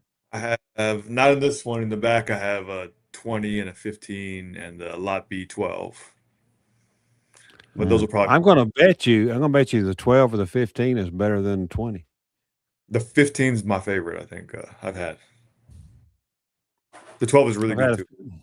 Yeah, I want to say the 12 or 15. The 20 begins to be oak bomb. Yeah, a lot of oak. Too much oak at that point. I agree. Yeah, the weather's good out here, but it's just the laws and stuff out here are not great. It's not good for business. The taxes are crazy. I got to pay property tax. It's so it is what it is. I think we had the biggest flight ever, or like a long time last year from LA. We're just moving out for a better life. Yeah, there's been a lot of people. There are 49 other states. Well, at least 48, right? So Toronaga, I am going to say, Ed, I've got Bump John in the waiting room.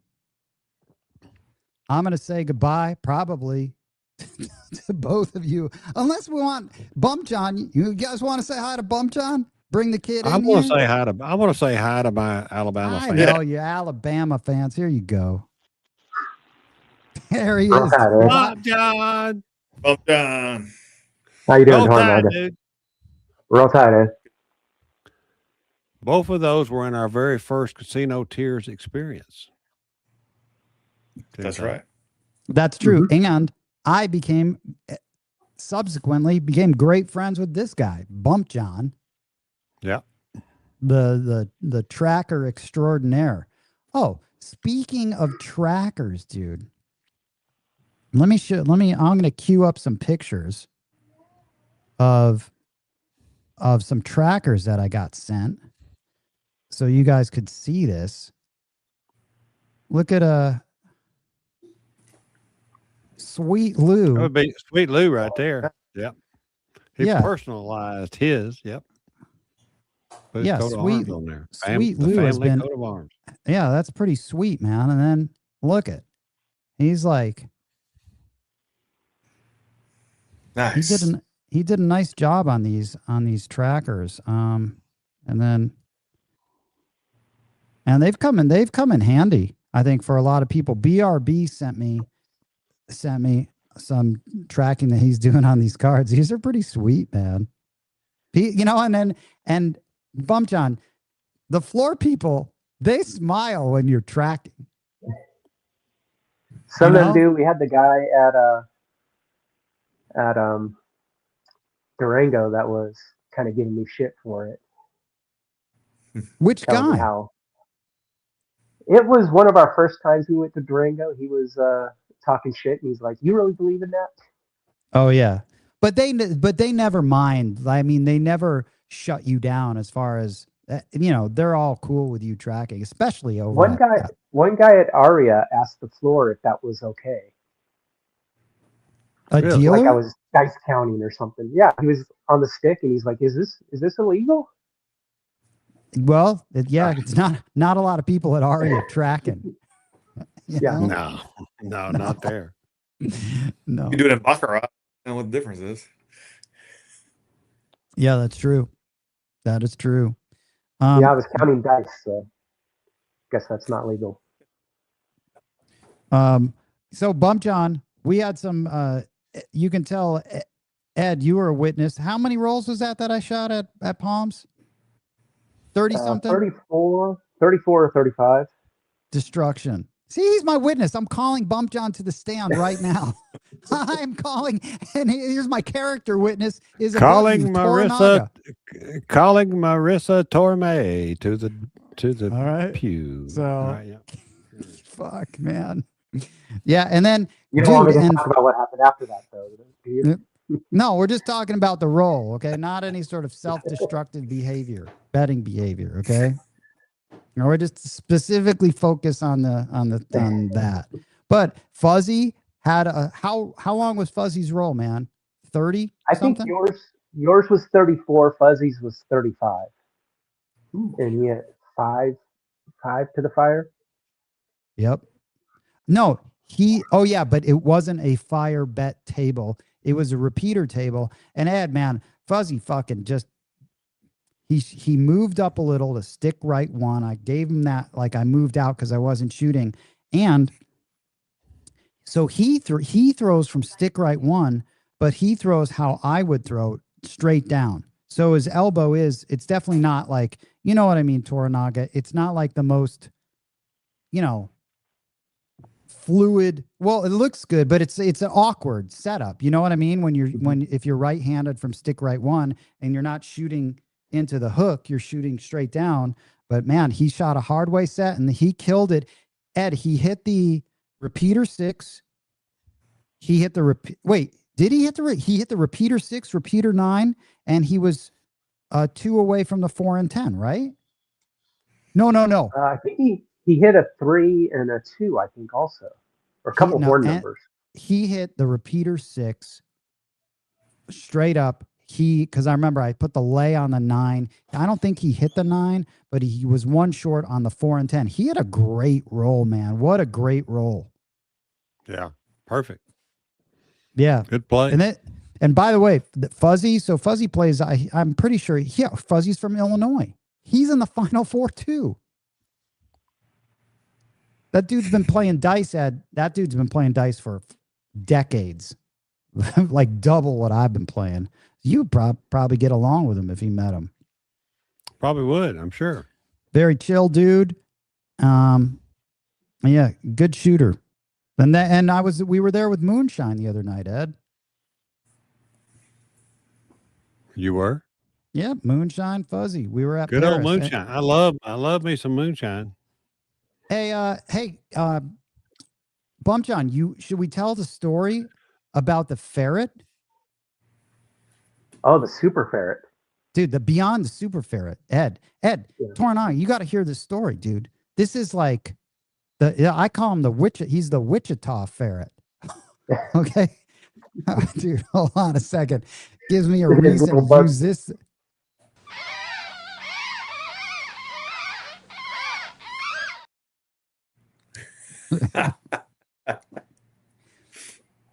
So Ed, listen to this. Yeah. Okay. You guys will not believe this ferret story. Okay. This is a power ferret story. So we're done. So it was me, Bump John, Moonshine, and Fuzzy, right? And we had finally gotten all, like, there was when we got there, raised the table limit up, and there was already a don't player there. There was a don't player from Texas, and some lady that was like a first-time shooter, didn't know the game. And Bump John, you were over there chatting away with this lady, like teaching her, not shooting. I was like, oh, is Bump John shooting? No. And you're just making nice with the new lady, right? Right? Teaching her how to play the game. Lady, so we're chatting about the Navy. Yeah, you're teaching her how to play the game, yet you've also got next to her a don't player teaching her how to play the game on the don'ts, right? And she's literally betting the don'ts with him, correct? Sometimes she was bouncing back and forth. So, dude, Ed, normally this guy was there before us. So even though, like, I was trying to, slowly take over the table, he was there first. So he was there first, right? I'm not going to, like, be a jerk, but Bump John, this don't player, he was in the hook, but he was aggressively calling for sevens, right? Beyond aggressive.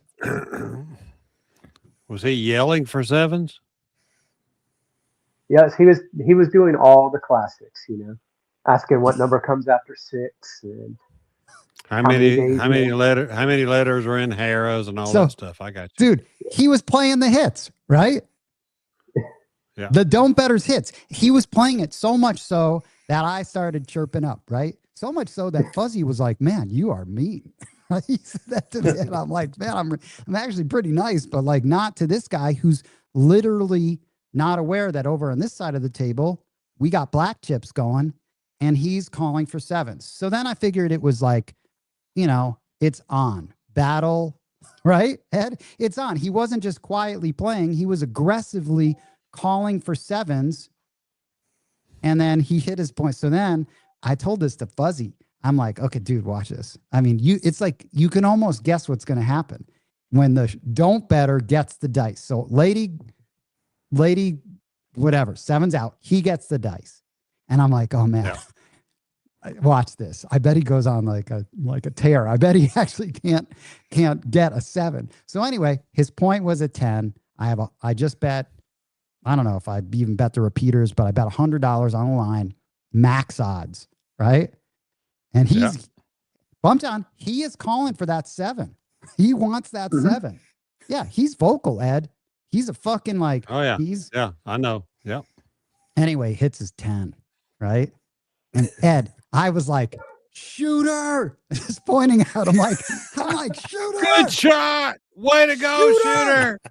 Right? I was like, $700 shooter, right? And so then he sets another point. Dude, he sets a 4.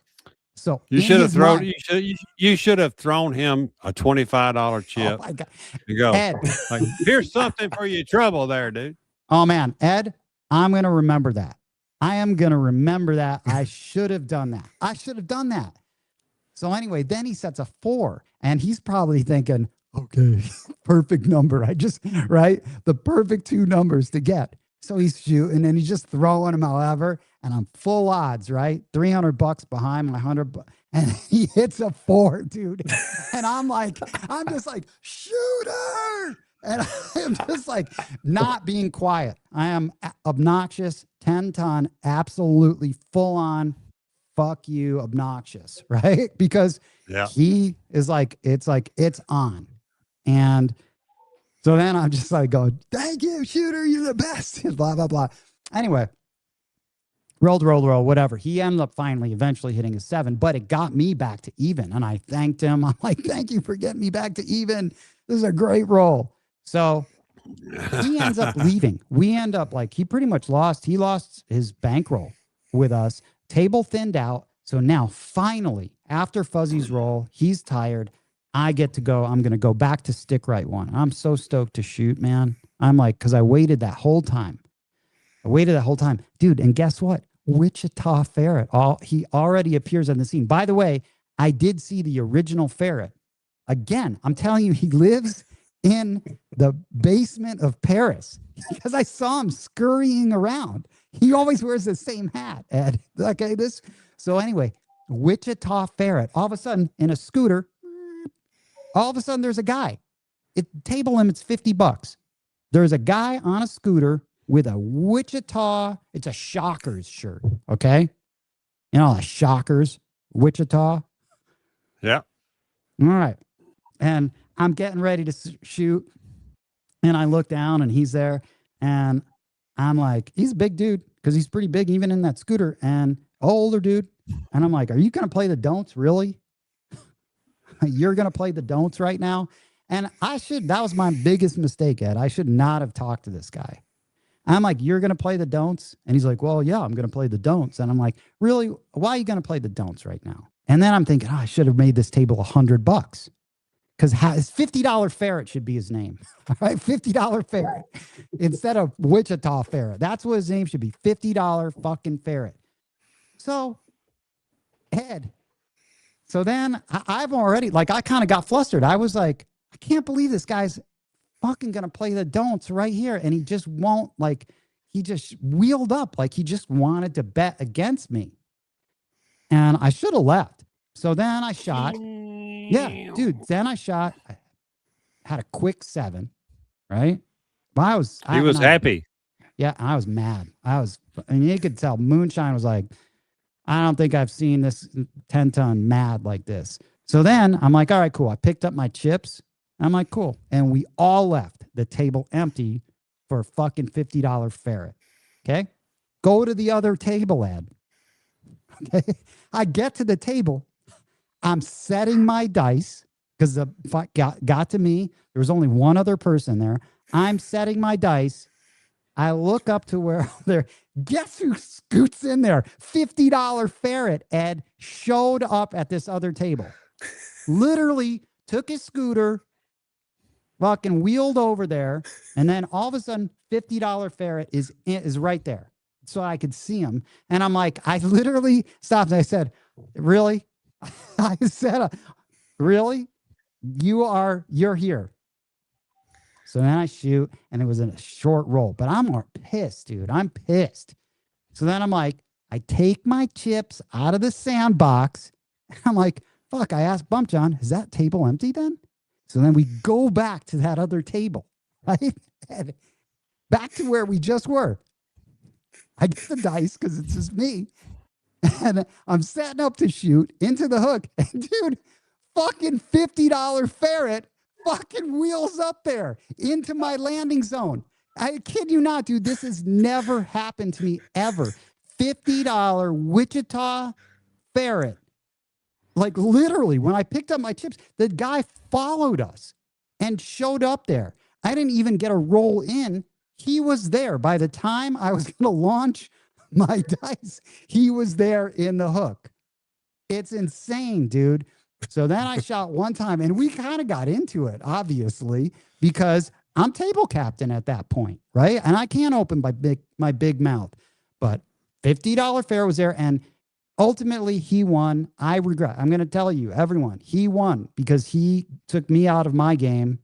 I should have immediately not said a word and busted his ass by just hitting points. Instead, I was like frustrated because I just wanted to shoot, waited around all night, and finally then there's this fucking guy on a scooter betting the don'ts right next to me, even though I was like, are you really going to bet the don'ts? Don't bet the don'ts. Like, don't just like, and he still wouldn't. And then, but his whole thing was, and I've been thinking about this, he was deliberately, obviously doing this to me because he could have stayed at that other table and bet on those other shooters or bet against them. I think that's when you got to go find a crapless table, dude. There's no don'ts on a crapless table. God, dude, you know what? Bumped on. Why didn't we think of that? There's no don'ts on a crapless. Go play the freaking crapless. He can't do nothing to you then. Yeah, but Bump John, you're from Alabama. Next time, remember that. But Bump John, he got me out of my game. I was fucking furious. and pissed and angry and emotional, and Moonshine knew it. And it wasn't just like, this was a deliberate, like, this was like beyond deliberate. I've never encountered $50 ferret like that. Like, he was, these are the don't players I hate. These are the players I hate. I have no problem saying that. Fucking hate. I don't like don't players, Ed. I don't like them. And I did everything I could. My mistake was not having that table limit raised to 100. So I can, then we'll see $100 ferret, not $50 ferret. He was aggressively profiling me and targeting me. Dude, it was an act of war. It worked. It did. And He won. He won. $50 At ferret. one point, Moonshine was like, does he always go on tilt like this? And I go, yeah, pretty much. When someone gets in his head. Yeah, I went on tilt. It was not a good thing. But, and then I'm like, let's go to fucking Palms. And you're like, we shouldn't go to the Palms. But I did throw a 34 roller at the Palms because it was nice and peaceful on a crapless table, Ed. Peaceful.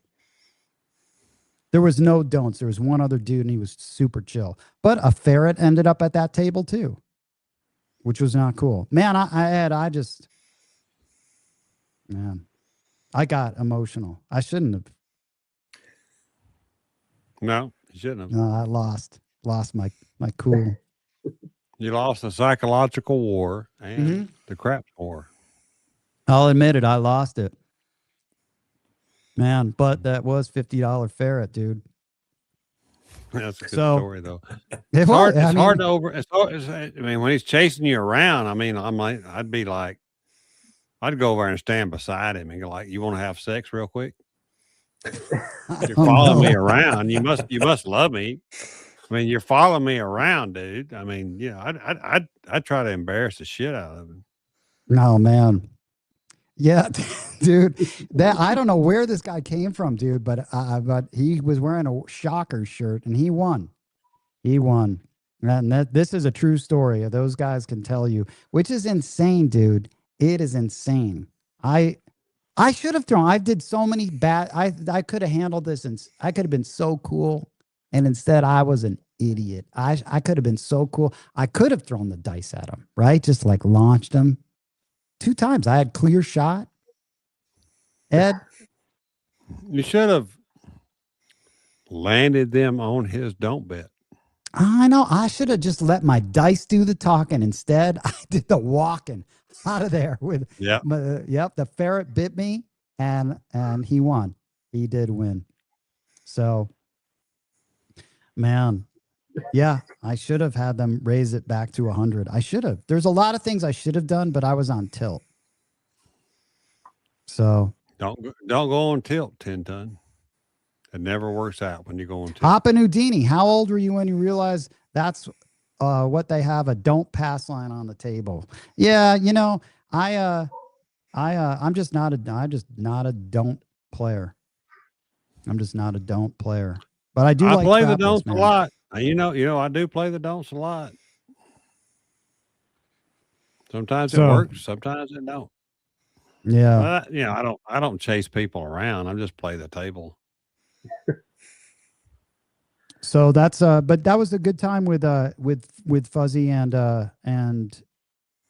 Moonshine. In fact, we might meet up with Moonshine. Do you know Moonshine? Toronaga? Yeah, he's a good dude. All those guys. You should. Cool. Great guy. You should know him. He's a great guy. Yeah. Shout out Real Pain. So, yeah, so that was it. Bump John. What else do you have to say for yourself? With these 2 fine gentlemen in the room. Well, do we want to get into my shot at Paris? Oh, fuck. I forgot, man. Bump John. So the first night when we went to Paris, Ed. So for everyone that doesn't know, there is a table. There's the best table at Paris is the 4th table. They open it up on sometimes Thursday, Friday, Saturday, Sunday nights. And it's one of the ATS tables. It's the one that would be on the south side or the one closest to the doors. That's the table that is I think the Dude, best. there's doors table. all over the Paris. I mean, No, which but doors are you talking about? It's the main doors. It's the main doors coming in, and it's the one near the roll to win. No, the stadium Yeah, I know, craps. That table is great. That table I've Birdman shot at, BRB shot at. There's been so many good rolls at that particular table. It's the one with the ATS. It's the one I love. When I got there first, I had a great roll. I hit the fucking tall, and then I had 2 great rolls. Then you showed up and Fuzzy showed up, and I told Fuzzy, be careful, because Bump John, this is not your good table. It's a table you don't I've been really struggling there for a while. You have been struggling. Stick left one. Then, of course, when I say go easy on him, this kid, you'd have been proud, man, for your Alabama brother. He rolled, check this out, back to back.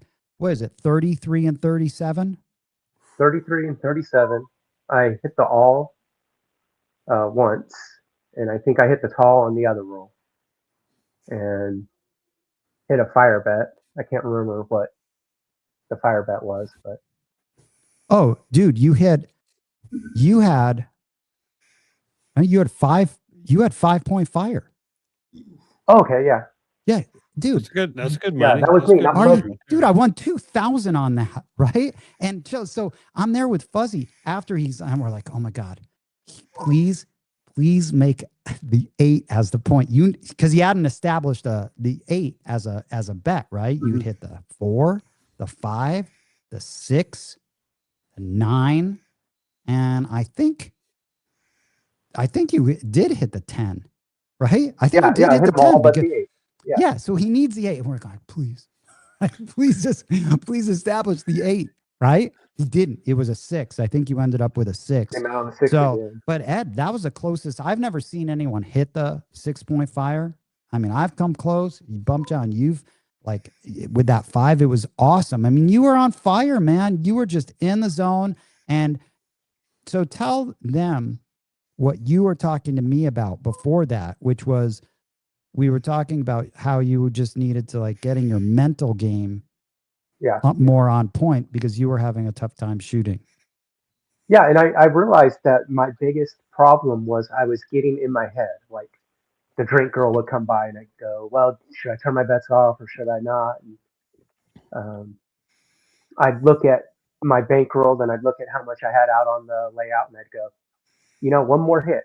All I need is one more hit, and I could regress, and I'm either at my win goal or I'm back in profit or whatever. And I sat down and I started thinking about it, and I was like, you know what? I keep getting in my head, and every time I get in my head, I'm rolling a 7. And so I sat down and I was thinking about ways to get like out of my head so I could just stop thinking about that thing. And it kind of reminded me of I read a book a while back. It's a golf book called Every Shot Must Have a Purpose. And what the person in the book was talking about is when you go up to take your shot, there's the think box and then there's the play box. And so the think box is where you think about what shot you're going to do, what club you're going to do, whether you're going to lay up or go for the green and all that. And then once you go up and you address the ball, you're no longer in the think box, you're in the play box. And once you're in the play box, no more thinking goes on at all, and it's just automatic. And so I started trying to compare that to dice, and I was like, once I grab the dice, all thinking needs to cease. All I need to do is pick up the dice, toss them. Every single time. Exactly the same. Pick up the dice, toss them. And so I started telling myself, at first I was doing, I was just telling myself I'd grab the dice and then I'd rotate them into shooting position. I would look at my landing zone and I would think to myself, same shot. And then I would just throw the same shot. But then I got to thinking about it a little bit and I was like, you know what? This is pretty close to what Saban says. It's kind of like the process. And Coach Saban, as much as people think all he cares about is winning, he really doesn't. He wants his players to do their job. And he says, if you do your job, you don't worry about what the other players do, and you don't worry about them doing their job. If you just do your job and everyone on the team just does their job, it doesn't matter whether you win or lose because you're doing your job the best you can. And so I started thinking, you know what? I'm just going to do my job. My job, once I grab those dice, are to throw them the same way every single time. And I wasn't focusing on results anymore. Once I grab the dice, I'm just throwing them. And, once I threw the dice after they landed and I recorded them, then I could step back and I'm in my think box again. And then I could think about, hey, what set am I going to use? How are my bets going to go? Hey, am I going to get a drink? All that stuff. But once I grabbed the dice, I'm just doing my job. And so I went with a 33 roller and then a 37 roller right after that. You deserve a raise. You did your job so well, dude. Those are great roles. And dude, Bump John is quietly you are so consistent, man. I mean, you are consistent with some big roles, dude. Mm-hmm. He really is. I went to Ellis the next day and had a big roll over there. I wasn't recording. I only record when we're together. I probably should have, but I hit the all at Ellis again. I think I hit the all and then came back and was one away from each side. I needed like a 2 and an 11, after I had come back. But I finished up pretty good there as well. Strong, man. That is really and by the way, so Advantage Player Advantage Player Workshop, good book reference. The originators of that idea were golf books by Pia Nielsen and Lynn Marriott, authors of Play Your Best Golf Now and Be a Player. Dude, Bump John, you are a player, man. You are a player. Good night, odds fellow. Yeah, man. You are a player, dude. Those were deep thoughts with Bump John, dude. I mean, there's truth to it, right, Ed? Mm-hmm. Absolutely. It's all about the process. Mm-hmm. It's all about and the process. That's where I was getting wrong. I was thinking too much about other shit besides just doing my job, just throwing the dice. Yep. And once I stopped thinking about that, it seemed to click. How do you I have too many thoughts going in my head. All of a sudden, I see the drink girl, and I'm like, "Oh my god, don't talk to me!" Like you're thinking about the fucking Wichita ferret. Yeah, I see the drink girl coming up. I'm like, "Please don't talk to me. Please don't talk to me." I see her. I can't unsee her, or I see stick change. I'm like, "Oh man!" Too late. It's in my head, and then it's like I'll turn my bets off. Like Fuzzy. Okay, great thing. In my head, I have $1,500 six at $1,500 six, and I'm like, I see Moonshine regress his bet, and I should have thought why the fuck is he taking down his bet, right? And I'm looking around, and I don't see anything, but I should have just reacted because there's a reason why Moonshine was regressing, and sometimes I'm just in my head too much, man, and I just gotta so good job, Bump John, because I need to clear my head completely. You should not even know that Moonshine regressed his bet. Well, it's so true, man. That's the problem. You're paying attention to other people instead of yourself.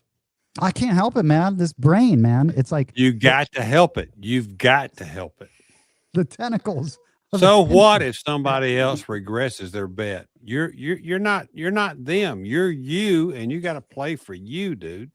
I got laser. Don't even worry about what anybody else is doing. Only worry about what you are doing, what your toss is, what your bets are. That's all you should worry about ever. Toronaga, man. Look at the The Bama boys giving it to the LA. that actually happened at 10-ton. I think it was while we were at Paris, and you were shooting, and I turned my bets off. And what I've started to do with 10-ton, because he likes the dice fast, so if I'm going to regress, I'll actually have to take like 2 or 3 rolls off because the dealers can't regress my bets quick enough for 10-ton to get his dice the way he wants. So and what I that's do is being I'll a turn good my bets partner. off. That's being a very good partner right there. Yes. The problem was I was on the same side with him when I told him to turn off my bets. And so I told him to turn off my bets. And then 10-ton throws a 7 and immediately turns to me and goes, "Why'd you turn off your bets?" I did. He should never. He should not. All right, so that's a 10-ton problem. It is. Mm-hmm. It is. He should not. He should not even be worried about what you're doing. He shouldn't even hear you. I did. I heard it. If you went, turn off my bets, then that's your problem. But I should have turned off my bets when I even thought that. That's the problem. I'm late. I'm just like a lot of times he did that. And I'm like, why did you turn off your bets? Like, did you see something that I didn't see? Like, I'm like, why would you turn your bets off during my roll? And so 10-ton, you can't pay attention to what other players on the table are doing because they're all going to do crazy stuff. Man. They're going to do center action. They're going to turn their bets off. The last thing you need to do is worry about what somebody else is doing. Just worry about what you're doing. Yeah, and I told him if I saw something, I would have told him. You know, I was just turning off my bets because I wanted to regress. That's all it was. But he is a good partner, man. This kid, a little Bama, wisdom. maybe Bump John should go ahead and go. All right, for example, let's just say he wants to go down a 110 inside. Maybe he should pull out 110 and he should go pull those bets down 110 inside. Here's the bet. Mm-hmm. Real quick. I mean, whatever the deal is, if you're going to regress, have the regression already in your rack and in your hand and go, take those bets down. Here's my bets inside, outside, whatever. Yeah. Well, and that's what I do. But I'll turn off the bets for one roll, and then the next roll I'll go, okay. Yeah, but it fucks up. But that fucks up your partner. But Ed, a lot of times we don't play on the same sides, and it's usually so I don't know what's going on. He just knows to do it fast, which is great. He's a great partner because now he knows I play fast though. Don't you, Bump John? I play very fast. You've never really seen it, like how fast I like the dice to get back to me, but that's just his BRB shout out. 10-ton, since I got to be an old man, I have a playlist and earbuds that look like hearing aids. Helps keep me focused and less distracted. There you go. So I wish they allowed music and headphones like they do in poker at the craps table, because I would just be so in the zone, man. I would be in the zone. Get you some ear pods that look like earphones, that look like hearing aids, and you'll be all right. I'd be listening to Alice in Chains, probably, and Pink Floyd. Dude, I would be listening to some good stuff. Money. So, listen, shout out Mad Dog Craps. Yes, I like to tell him to take everything down. I give them the correct regression amount. Yep. There you go. Perfect. Good you point. Got it. Yeah. So, but yeah, Bump John's a lot of times the mental game is always struggling with it. I think it's I get frustrated dealing with a lot of. I think my frustration level, Ed. By the way, Bump John, up until the $50 ferret showed up, I was literally.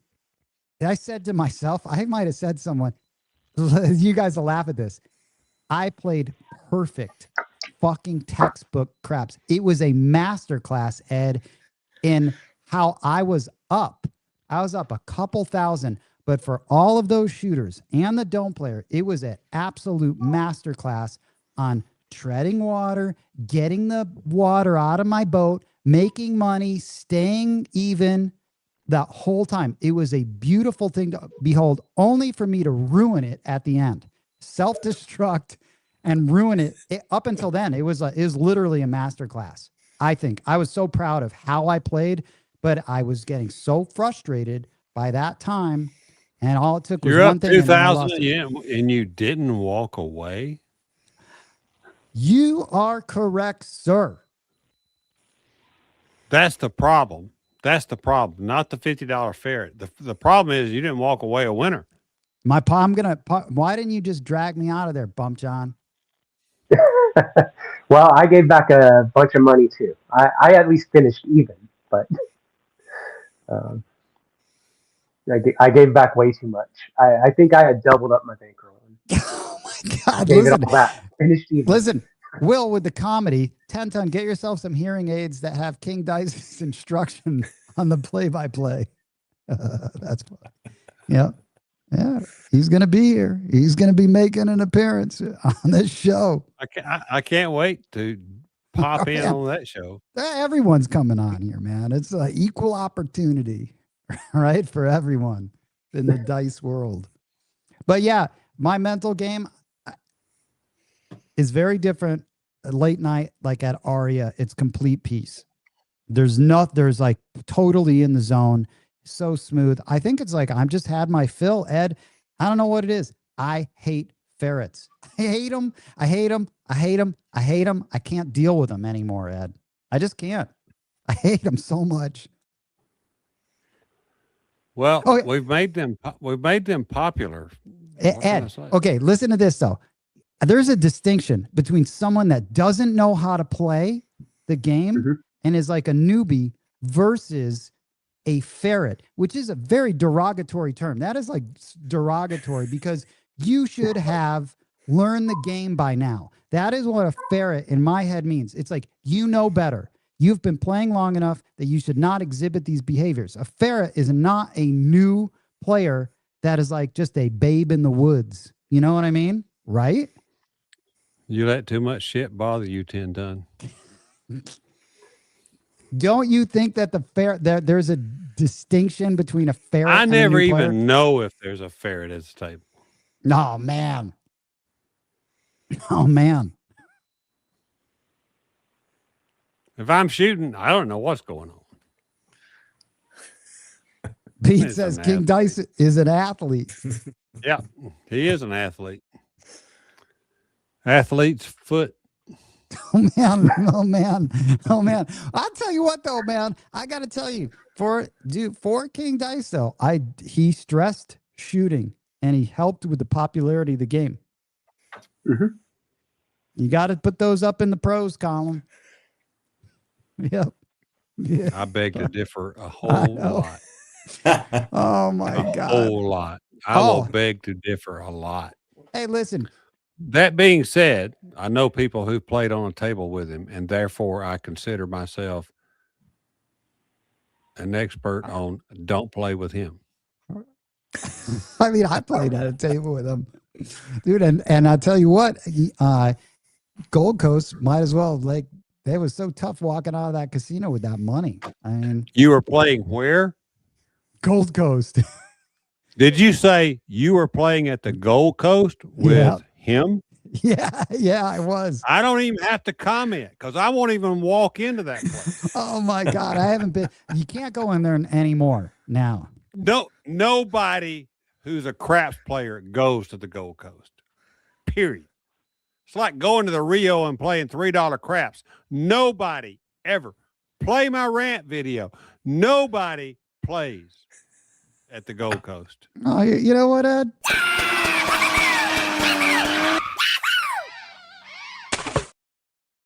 Yep. Nobody. Hey, so you want to hit the Rio and Gold Coast tonight?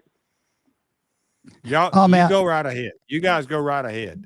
You're gonna get in there with a bunch of damn ferrets. They're gonna steal your fish off the back of your truck. Yep. You ain't gonna. Fuck. It's not worth it, dude. Don't even stress out about even trying it. Yep. Yeah. No, Seriously. I won't. Don't even consider it. Don't go to the Gold Coast 10 ton. Never, ever go to the Gold Coast. No, I have not been back. I know they moved the tables. They It don't got matter. rid of Who those cares? other tables. Who cares if they took the tables and threw them Yeah, out I the know. window? I mean, nobody cares. Don't look, ever. No legitimate craps player goes to the Gold Coast. it's not like it's my. That was there like 5 years ago. You were and there played. playing with Mr. King Dice. Like how You many just years said ago was this? But this is a Who long cares time how ago. many years ago? Oh You would. my I'm going to go God. play with Mr. King Dice at the Gold Okay, Coast. first of all, Ed, it wasn't Number that, one, I it's a actually freaking. bumped You into don't him. play there, dude. Ed, I didn't go. I went there with a friend of mine, Gary, who's an Uber driver, and he's like, "I'll like let's go to Oh my Gold God! Coast." You went with the Uber driver. Oh, Yeah, Uber driver. Where should I go play craps? Well, let's all go to the Gold Coast. and King Let's Dice Uber happened on to be over to there. the Gold Coast. He just happened to be Nobody there. in their right mind that knows how to play craps ever goes to the Gold Coast. It's all break-in dealers. It's terrible. It's the worst experience you could ever have. Don't go there. No, I mean, I have not been. I really haven't been back. I mean, I think because they keep their $500 chips. You should go back. They're You not even on the should go table. back. Bump John, you want to go back there You tonight? should go back. Okay, You let's should go back to tonight. the Gold Coast. You should Take go to the Gold pictures. Coast tonight. I wish. I don't have a credit there. I have some cash. You don't need credit at the Gold Coast. It's only a $5 table. Oh my God. Who knows? I mean, God Oh, my Almighty, God. you just go in there and just play. You know, you play a $6 6 and a $6 8, $10 5. Maybe if you're really bold, you can go $5 on the field, dude. Just go to the Gold Coast. Bump John, let's bring let's bring our A Don't game. ever go to the Gold Coast. But I think you should go to the Gold Coast tonight. Let's bring our A game. Call your favorite pizza place in Vegas. Get King Dice to put a closed sign on the window and go play at the Gold Coast. Look at this thing. Though. Take him with you. I have this. Put a Back in closed five, going sign fishing. on your favorite pizza place on the strip and go play the Gold Coast. Okay. I don't know. I doubt we'll end up at Gold Coast tonight, though. But I doubt you will too. But you ain't got the balls to go back. That's the problem. Oh, you know, Ed, I do. I dare got the you balls to go back. I dare you to go back. Dude, that's Come a simple on. dare. I That's want a you to simple take dare, your 'cause I will. camera in Yeah, I there. will. I want You you don't- to do it live. I want you to take your freaking camera right now and just get in your damn Porsche and go right on over didn't there win the and Porsche. drive on over there and let us see the play. You and Bump John just take off and go. All right. We'll be in there. Do it to it.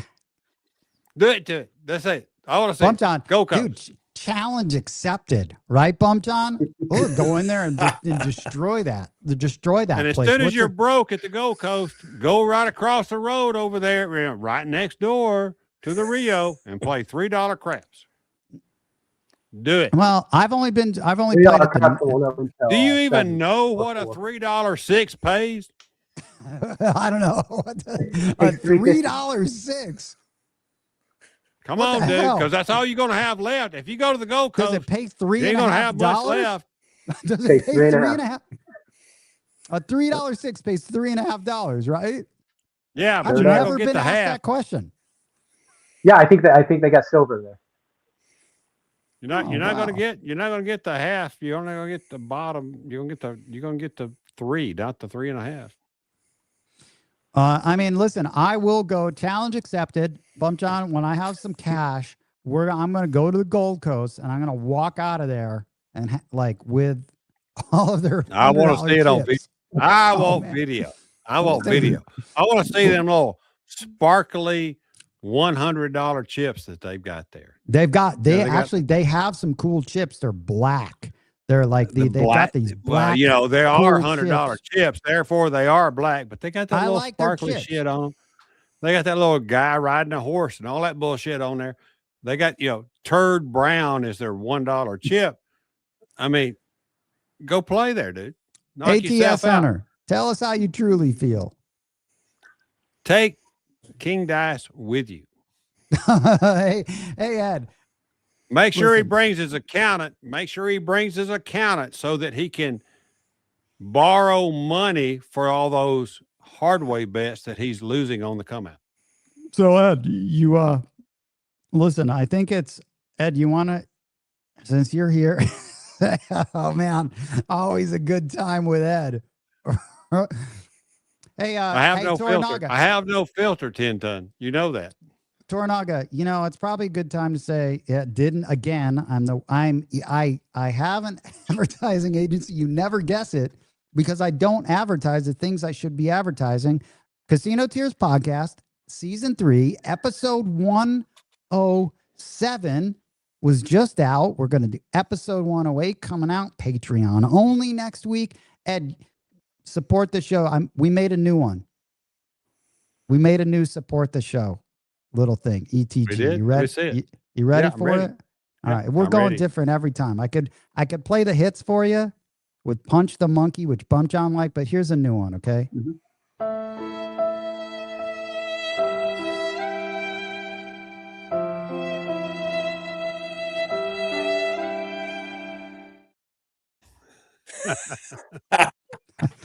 I decided to go with Seal Pups this week. I like Seal Pups. Support the Seal Pups and all causes. Did you want Toronaga? Have you seen the dog or the cat or the Punch the Monkey one? Since it's since I didn't see the punch the monkey one. When was that? Oh, Ed, this is That was last viral. week. This is viral. Here you go, Ed.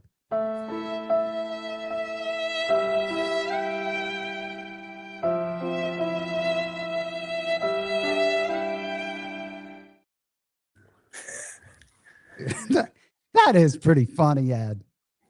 That is good stuff. That is just good TV. Here, we need like a couple of more bars of the music to go and get a little more video. We need a little more emotion. I don't know. ETG's got, you know what? He's got that.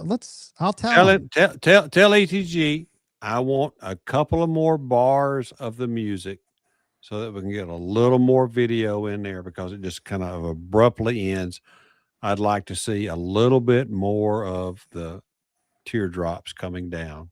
Man, the dogs, the monkeys, Hondo, man, seal pups. Punch for the win. Hell yeah, man. Punch. Yeah. Those are classic. I'm like, okay, we're going to have to move into like, the starving kids. He was like, no, we're not going in there. Yeah. No, we don't want to do that. If I can convince him to do that, but so we're at that place. But the dog one was still classic. I'm gonna do. You know what? Since we're here, I didn't advertise at all. Patreon, Ed. Patreon. It's not much. You get a lot of quality for your $132 a year. Someone was texting me. He's like, "Hey, I'm on episode 43. He's gonna take forever to catch up." Yeah, good for him. I'm gonna Toronaga. I'm gonna go with the original because I am a dog lover. Here you go.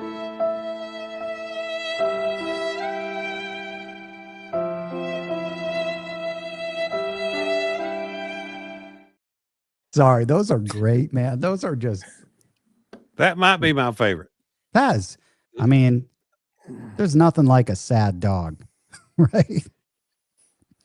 So we are a bunch of sad dogs. Man, if you get man. So I'm going to work on my mental game. I think that's right now. Mental game. That's probably why I'm in the gym learning how to jump rope. Toronaga, you know how to jump rope? Feels like you would know how to jump rope. I haven't for a while. Yeah. But you know how, right? Mm-hmm. That's a tough thing to do, Ed. When was the last time? There's coyotes outside. These coyotes are going crazy outside. The last time I jump roped? Yeah. Probably 60 years ago. It's good. I think it's good. I'm working. It's good for my mental game. I think it's going to make me a little more disciplined. I hope. Run over to the Gold Coast and find out. Man. Talk about a place full of ferrets. You're gonna have fun there, dude. Go right ahead. Punch is my guy. And then, and Will, I can juggle, actually. I can, believe it or not. I can too. I can can? too. Yes, I can.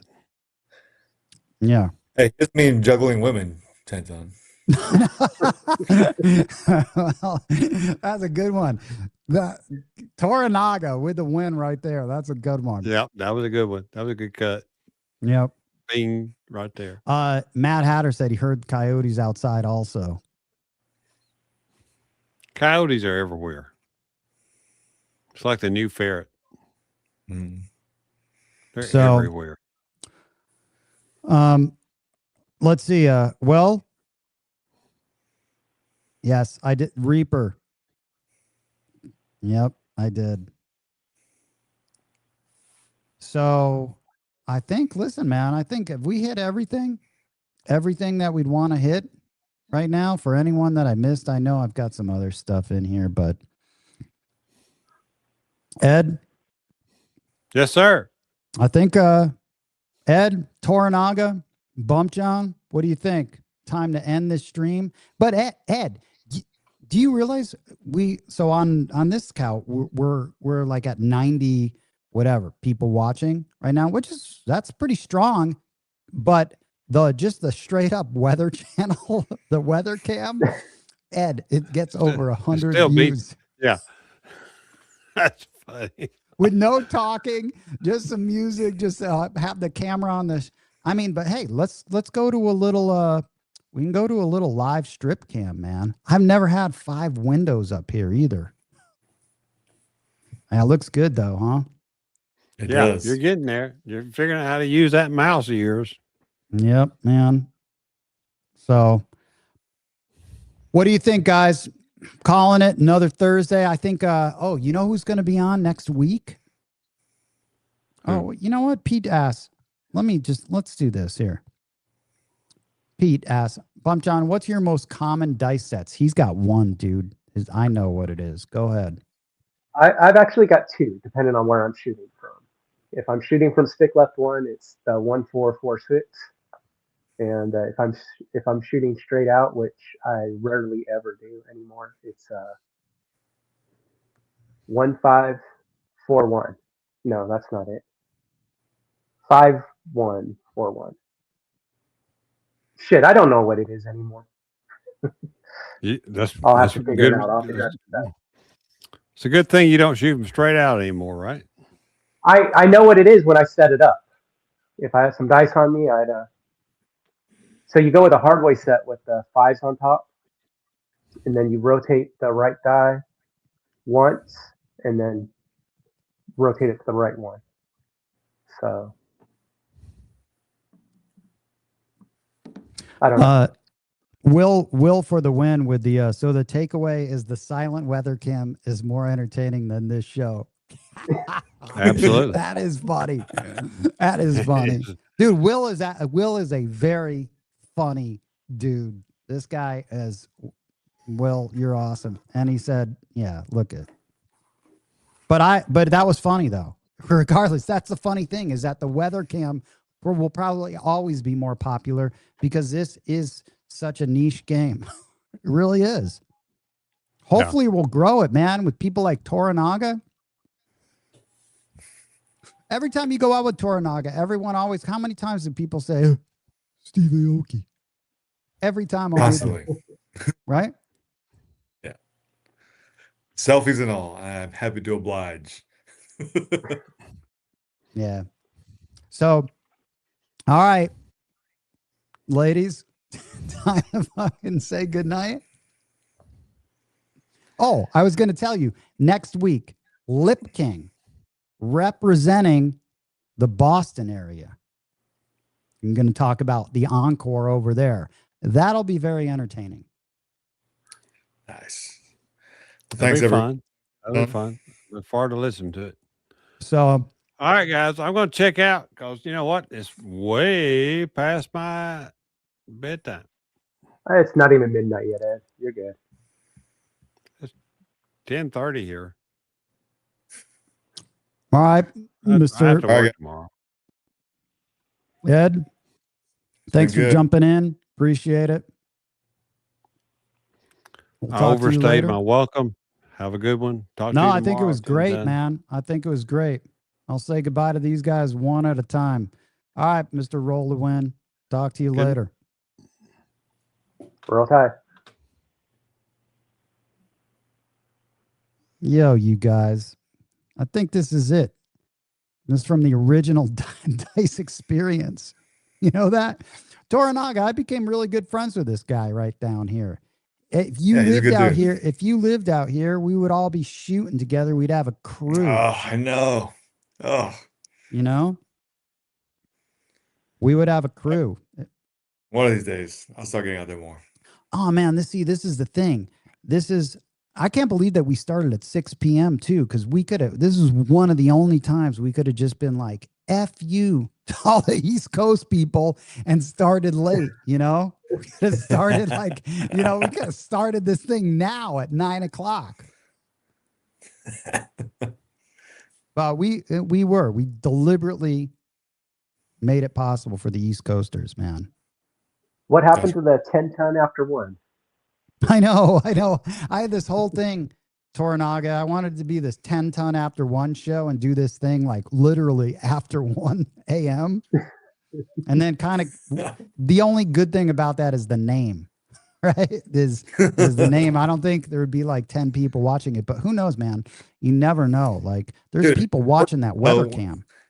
If you record something like that, right when you come back and you have all that emotion and energy, that'd be interesting. No, in the moment. I mean, not for people to watch live, but like to post it. Yeah, there'd be a lot of like, the conversations Bump John and I have at the end are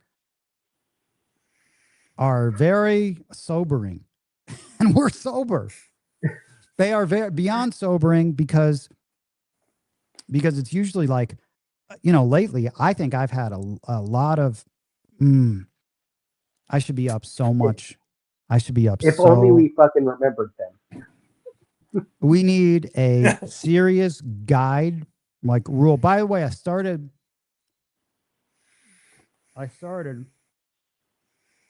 working on a supplemental like part to my book, which is all about the lays.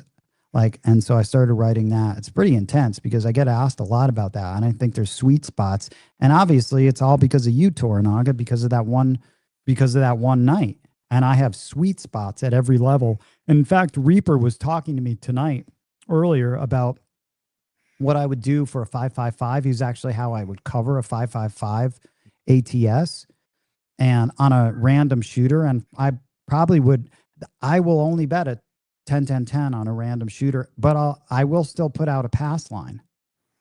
Mm-hmm. And so I'll do a 30-30, maybe $5 seat. Maybe I'll just take a $65 shot and that's it. And then I don't even care. And half the time I'm not even betting on people anymore. I mean, Bump John, remember then when that lady was at Paris and she hit a side, I wasn't even on it. I could give a fuck. Mm-hmm. I could just don't even care anymore about anyone else besides the people that like I know that I'm going there with. Like when we were there, it was just you, me, Moonshine, Fuzzy, pretty much. Like I only care about the people that are in, on the team, as Tony Leo would say. I talked to Tony the other day.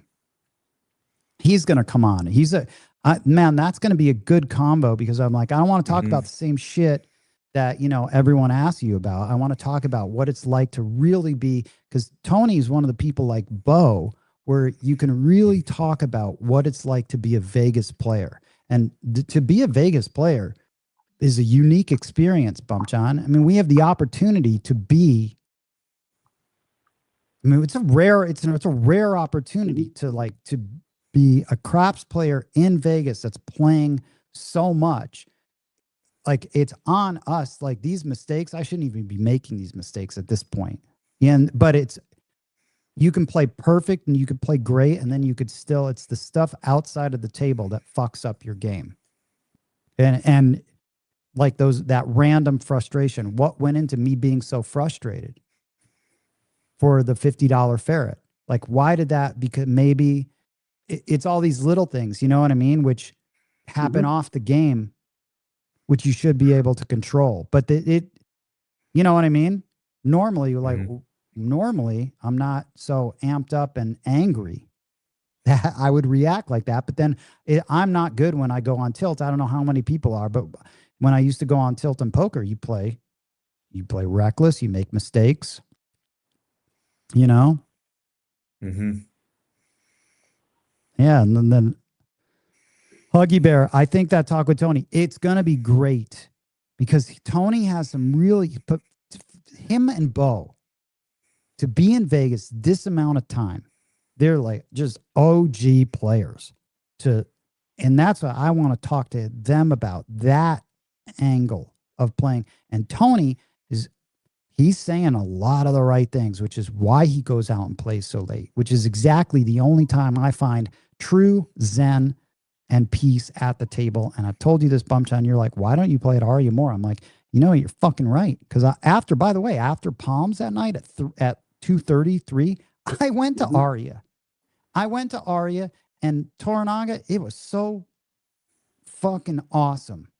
It was so nice. I was at a table by myself, great cruise. You know everyone there. And then I just shot and I just worked on, all right, I'm going to do a 2-1, 2-1.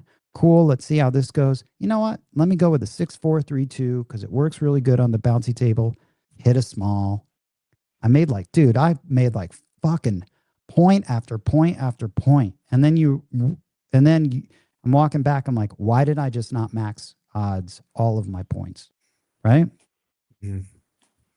Yep. James A checking in. Man, he's checking in. Late check-in. Have you tried? Yeah, the Tantra fucking talk about sweet spots. Dude, Will is funny. Ripper, shout out. Are you ever going to film a live session like VDT at Palms? Eventually, I think, I could go and film at Palms anytime I want, pretty much. Or you can go get a room and actually film. What I was thinking about doing, though, Toronaga, is getting Bo possibly in there and filming some, because I'm going to do a whole course right after I finish this book, because I am on the tail end of this thing. I've been working on it every night. And, it's, when you look at every word on a book, it really is like my brain gets tired. My brain gets tired, dude. For sure. From like editing, because I'm reading it out loud because I want it to like flow like that. But I'm either thinking about where I'm going to film a whole, like, don't be a ferret video, like all of that stuff. Was it a yes? Nice. So, yeah, Vegas player updates. Yep. So find Tony at Palms at 4 a.m. Yeah. He could have showed up. I think he's at Durango or Red Rock most of the time. Yeah. Tenton, you asked me to remind you about our convo about forgetting things that we practice as soon as we get to a live table. It's true, right, man? There's so much that goes on that we should remember, and then it goes out the window because that live situation, there's a lot going on. It's better for us because we live here. So we have like such an advantage because I don't even think, Bump John, tell me if I'm wrong. I don't even think really, because we've thrown so much, the physical act of like, picking up dice and throwing them are just so second nature that it's more so the other extraneous stuff that I need to completely zone out of, which I find easier to do when it's just me at the table. I'm just in a zone. But when there's a lot of other people and there's people, I don't know why I was telling Fuzzy, my fuse is so short right now for ferrets. And I think it's the waiting around because I just want to get the dice and shoot. And that's why when you have a table with a few people, but I don't care if I don't shoot. I'd rather get them the dice fast, whoever is shooting, and have that whole thing working. And it just interrupts when someone else like buys in and they just want to like remember at Palms, Bump John, at Palms when we had that table. It was just him and I, and then this other guy still wants to buy in and shoot with fucking $100. I think he had less than $100 fucking bucks. I think he had like $40 or something. And he still wanted to buy in and shoot. And he sees that whole side of the table that I'm on has literally got like over 1,000 every roll, easily over 1,000, probably close to 2,000. Yet this guy wants to buy in next to me for that amount. And it's not that my money is better, but or worth more, but there's a lot of fucking money out on the table. So, and Toronaga, I would never do that as a beginning player. I would never in a million years show up and let alone want the dice when someone's playing massive black chips. I would not even stand next to him, let alone have the balls to get the dice and want to shoot for my fucking measly whatever I had, because it was measly compared to these guys that I remember playing with that had like 20,000, 50,000 that were just playing big. I would never want to do that. And I don't understand the fucking balls on people, but I don't even think it's balls. I just think they're fucking ferrets and they're absolutely clueless about the game. They're just like, I think that's shoot. what it is. They're just oblivious. Like they're oblivious, which is to me, I'm insulted by them. I'm insulted because of how they treat the game like that. I don't care. At this point, there's a lot of money that I'm playing for personally. Yet you still want to take, and the crazy thing is, dude, the crazy thing is that we've got the limits up there, yet they still want to buy in. And it makes no sense from their stack to bet size ratio. It makes no sense to me. And that is sort of why I'm just, why I have such an attitude when it comes to a lot of players. This is not against beginning players. This is for people that should know better, that are in the casino playing craps. They still never learn. Or I don't know if they want to learn, but I would never do that. I would just be like, this is a lot of money that I would respect that other guy's money and the amount of money that he's betting, so much so that I wouldn't want to be a piece of him losing that money. Right? Yeah, for sure. That just happened. And that's why we left the Palms, dude. By the way, that fucking guy that ended up buying in. Why?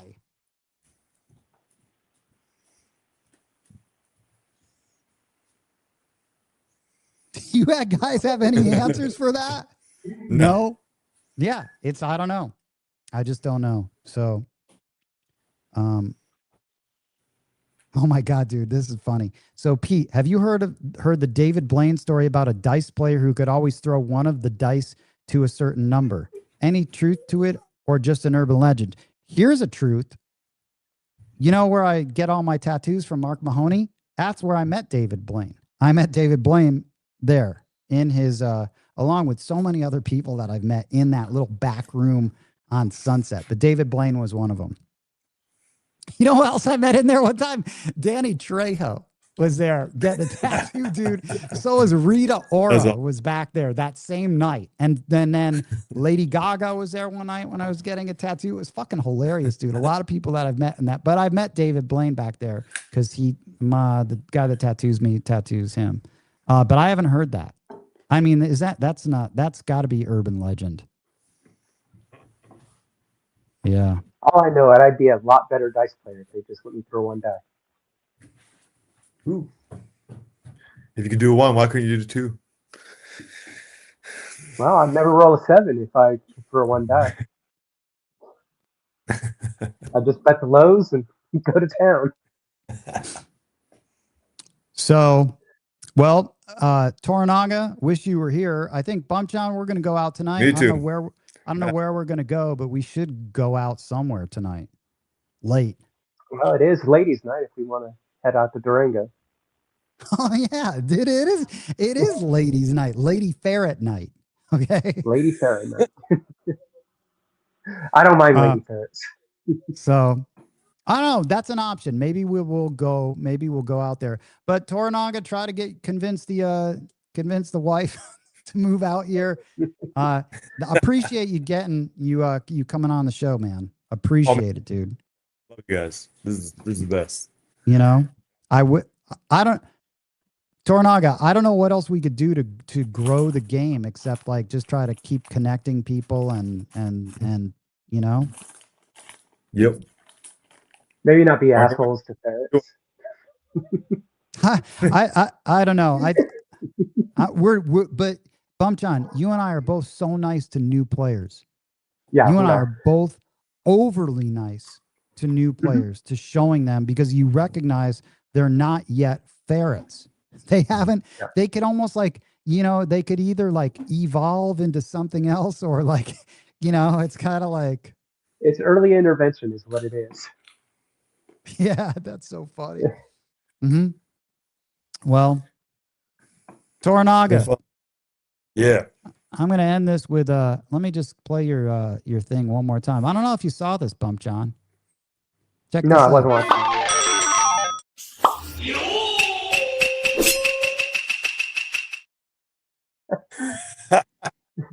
I'm going to send that to you, dude. I'll have ETG send that to you, okay? It's no, oh my God. Thanks so much. It's been fun. Anytime. Yeah, always Good seeing you welcome again, to Toronaga. always welcome, Toronaga. Awesome. Legend, dude. All right. Later, see you guys. dude. All right, man. Later. Dude, Toronaga, man, what a guest, man. This was I don't know how this show would go, but Ed joining in. It's great, man.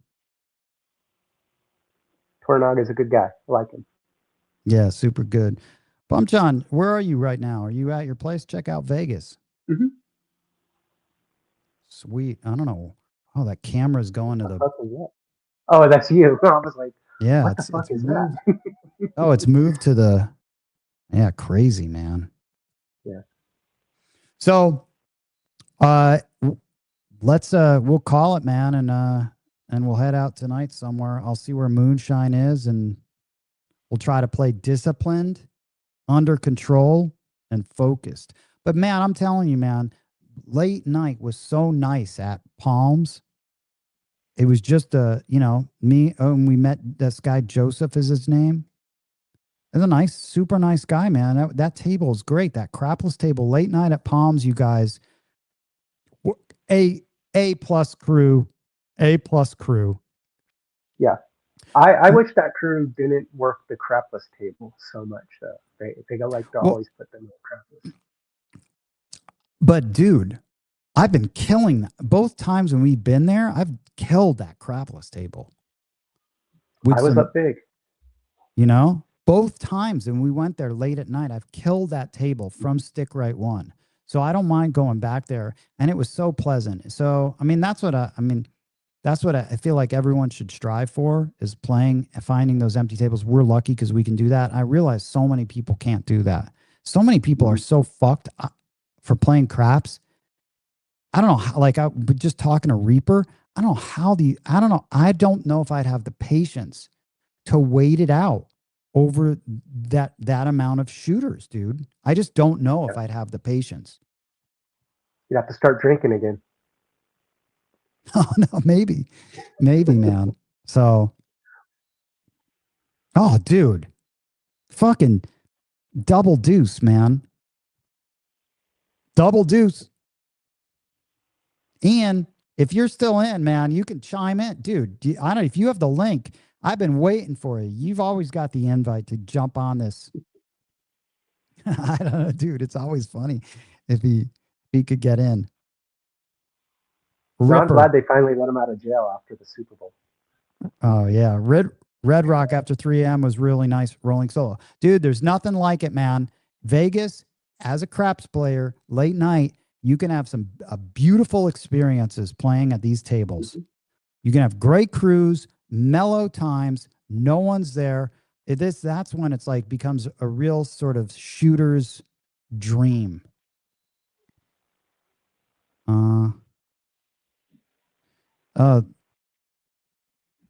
EFSU. I wonder who this is.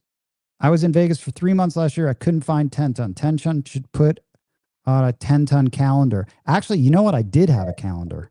I actually did have a calendar one time. I took it down off the website because it just became another thing to manage. But we go out pretty much a rotating. You can always, it's going to be late night and it's going to be at one of those places. Usually right now, the Loop Bump John for us is going to be Palms, Durango, Paris on Thursday, Friday, Saturday, Sunday at that one table, and Aria for me late night. So, yeah, dude, Seahawk fan, killing me. Dude, you must have the link. Double Deuce. Hey, ETG, can you send Double Deuce a link? Yeah, he should have it. But I don't know. He might be on like Bane. Oh, here he is. Bump John, you ready for this guy? Hopefully Here he's he not is. out in some island in the sound. No, man. He's, oh, man, my brother. Oh, can't hear you. Yeah, dude. This is going, I'm going 10 ton right here. Yeah, how's that audio working out? You pay the bill? Fucking this guy, man. This guy, invite him on, and he needs the ETG pre-show audio stuff, man. Now can you hear me? Oh yeah. Now can you hear me? Everyone, welcome in. See, you got to try this new stuff, and then instead of this, StreamYard stuff, there is other stuff. Yeah, we'll work our way up to that. But check this out, everyone. Chiming in, representing the PNW.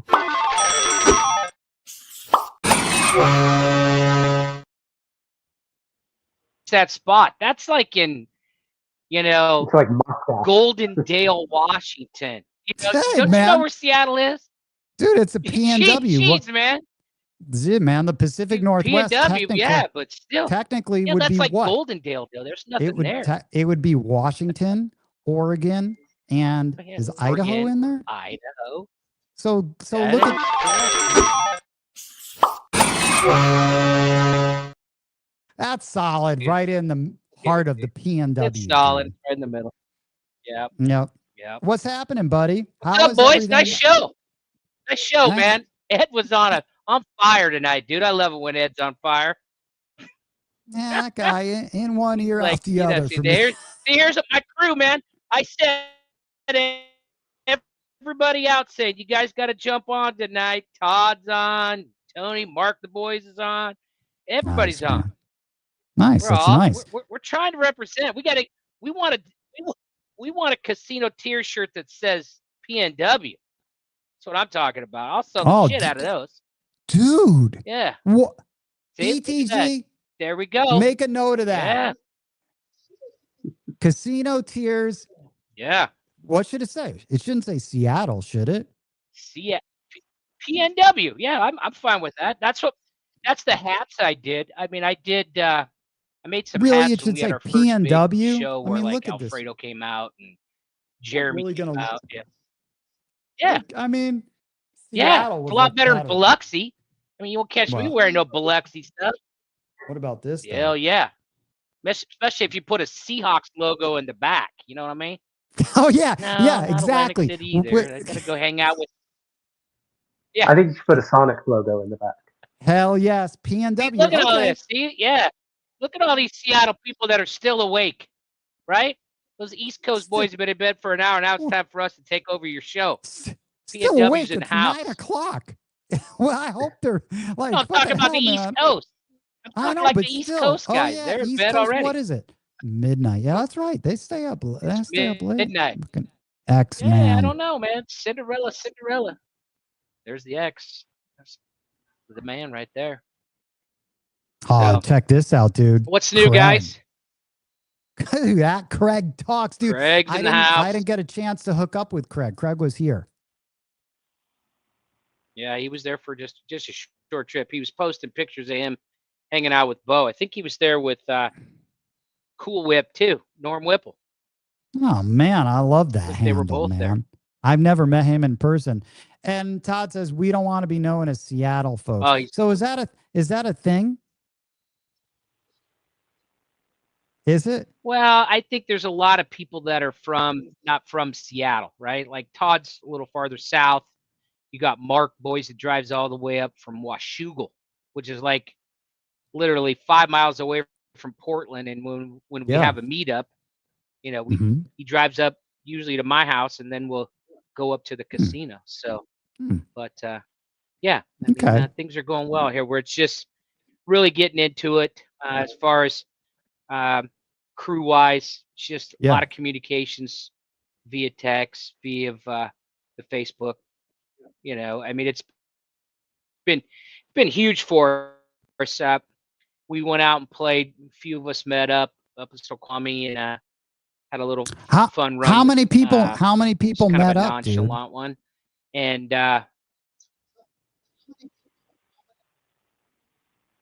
hey, Double Deuce, how many people met up? We've had no less than 10. Oh, nice. No less than 10. Yeah. Where one was just like 9, something like that. I mean, Todd's in the chat, maybe Todd Pink, but it was fun. We had a good time. Go ahead. Now, did you guys? I think was I talking to X? Maybe I was talking to X Man, but did you guys meet up? No, maybe it was you. You guys met up at your house first and then went out, right?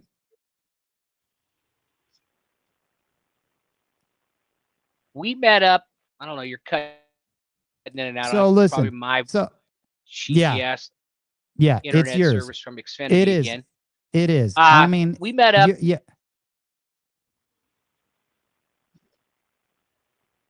Fucking Ian. You know what, Ian? Hey, everywhere. Every time I try to talk to you, I get shitty internet. The rest of the time, 1.5 gig download speeds, and I can't get a single video to work.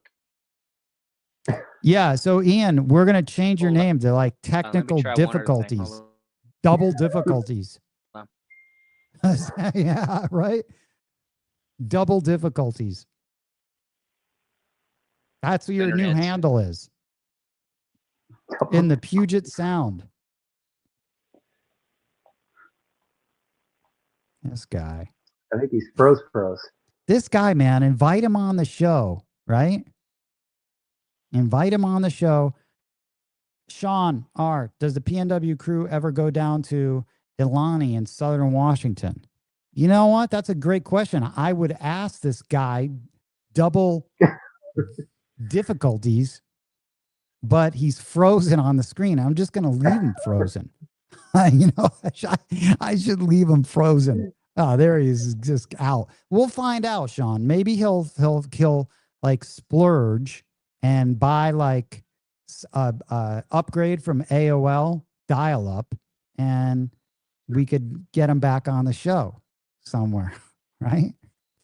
Just he is not. Listen. He's lucky. I like all of the PNW crew because he is not representing them well. Where's John right now?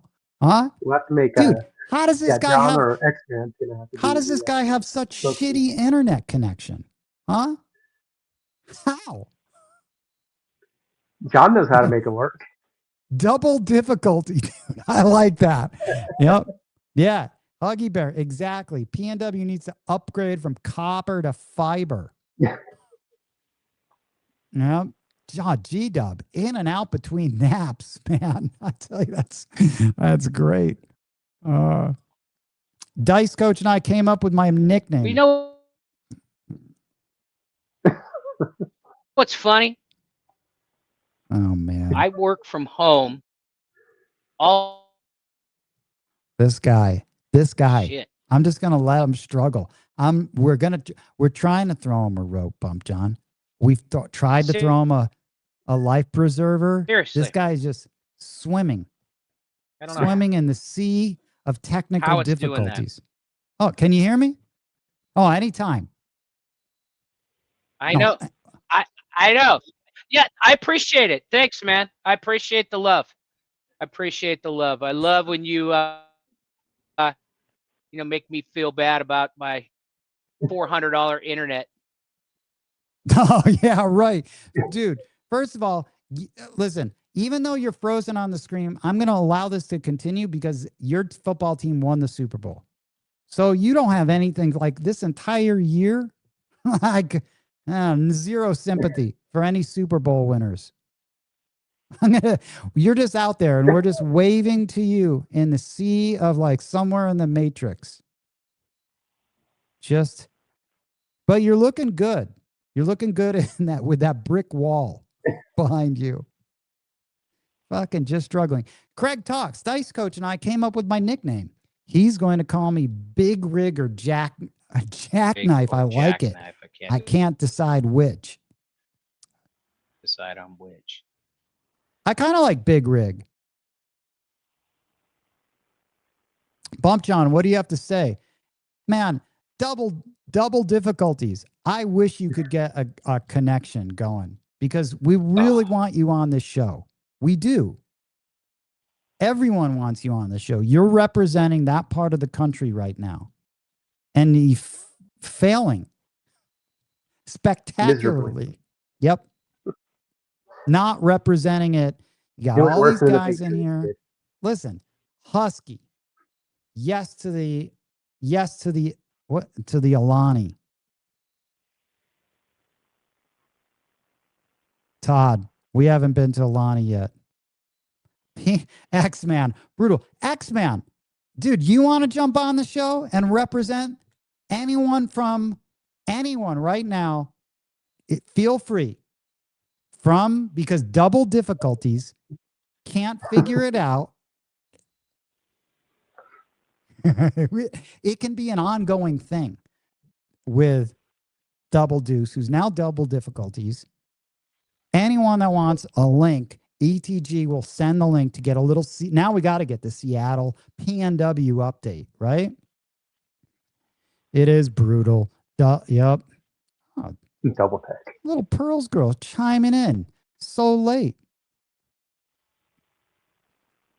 Oh my God, Huggy Bear coming in strong. Is he renting internet from Easy? Oh my God, that was good. Oh, look at who's here. Look at who's back. Here he is.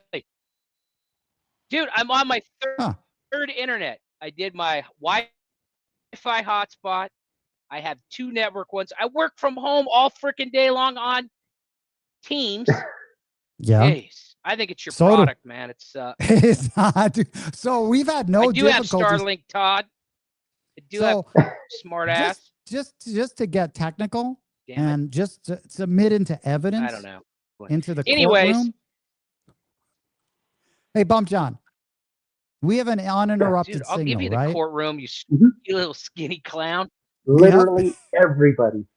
Yeah. Okay. So the courtroom, yes. Okay. You're on a delay that we're just leaving there. Okay. You're on a delay and we're just dealing I'm not with it. saying it's you. No, but you know I love you anyway, dude. It's 2 different houses, though, 10 ton. Did the same thing over at my vacation house. Look at this. Todd's right. Time to pass the torch. The torch. Go ahead, Todd. Go ahead, Todd. Jesus. You're not coming to my house anymore to practice. Man, dude. Practice on your own table down in the middle of nowhere. I tell you what, dude. Gee. Hey. I'm so fired up right now. I'm pissed. Yeah.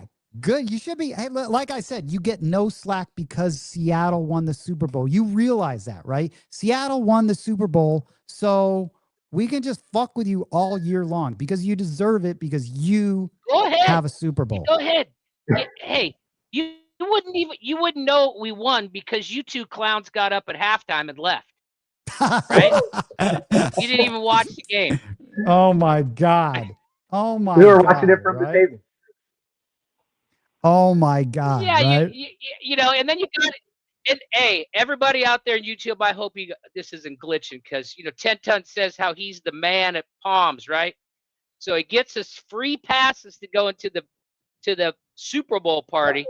Yeah, but he's got us sitting all the way up in the cheap seats, dude. Cheap seats. See all these people down below sitting in these really nice plush tables and getting all bunch of stuff. 10 Ton, no. Listen. Okay. Although you did parlay the money we gave you. You won money off the money we gave you, though. I know that. Yeah, I did.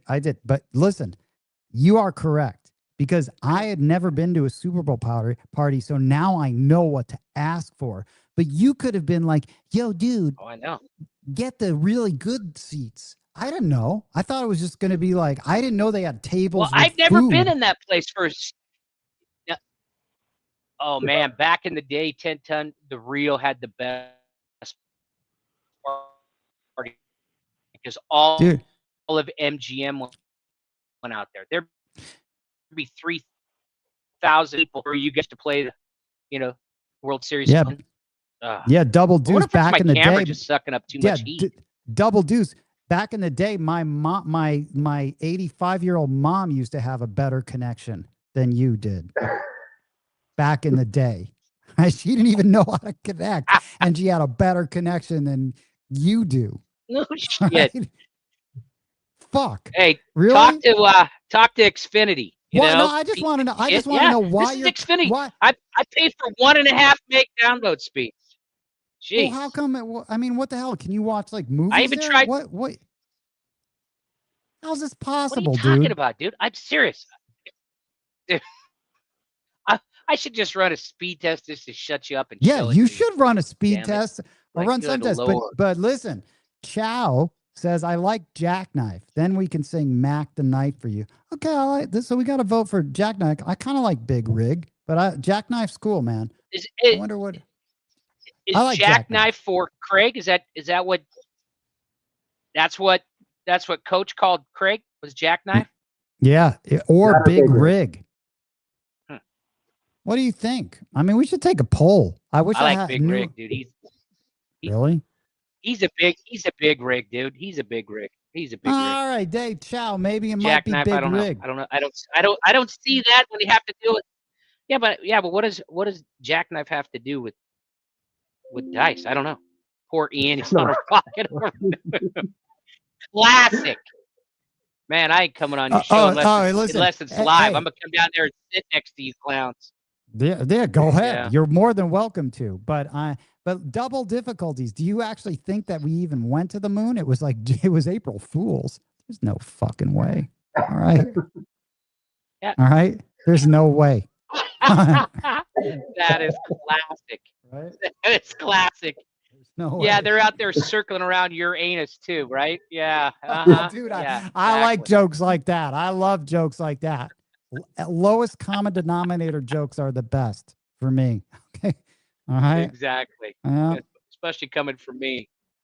Oh my God. Yeah, Yeah. for sure. Listen, Craig, there's the problem. There's the problem. Xfinity. Is there a streaming quality setting on the app that you were using to bring him in? Maybe he's trying to stream his Chrome Dome in 4K. I like that, dude. I like Chrome Dome. Oh, But nice. but Okay, Ian- pretty boy Ian, Floyd, listen. who has to wrap his hair up. Yeah, Listen, yeah. what? Listen, Go ahead. Ian, I heard something interesting though, that people that wash their hair too much, it's causing them to lose their hair. I heard that the other day. And also, by the way, you're not Italian, but Italy is like the European country with the most bald men. I think I screenshot that. It's up there. Crazy, right? Well, what used to say is because I've always worn a hat. And, when I was in my late 30s, went to the doctor, and he said the reason why I was going bald on top because I had a slab of baloney, like right here on top. He says it's because you wear a hat and it pulls your hair down. Keep wearing that hat, Tenta. Could you imagine you bald with that tiny little head of yours? Oh, Woo! man. Peanut head. Peanut head. I changed my name to Mr. Peanut I got a Head. big bowling ball head, man. I Oh tip my over. God. Oh my head God! Please, please, God, I don't want to lose my hair. Please, God. You know what though? Weeble wobble. Oh my God, dude. Oh my God. I think Big Rig is set. No, I think Big Rig is going to be one of the. It's looking Greg's like liking that it's a Big good. Rig. Yeah. Yeah. Yep. Bump John, Yeah, you got man. to come up with 10-10 when he comes up here. You guys got to make Well- a trip. Sounds like a plan. Seriously.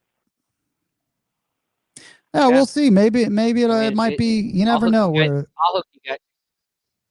yeah, maybe we'll work. So earlier you guys were talking about earlier you guys were talking about tribal casinos. In the yes, state we of were. Washington, you still have to Oh. go through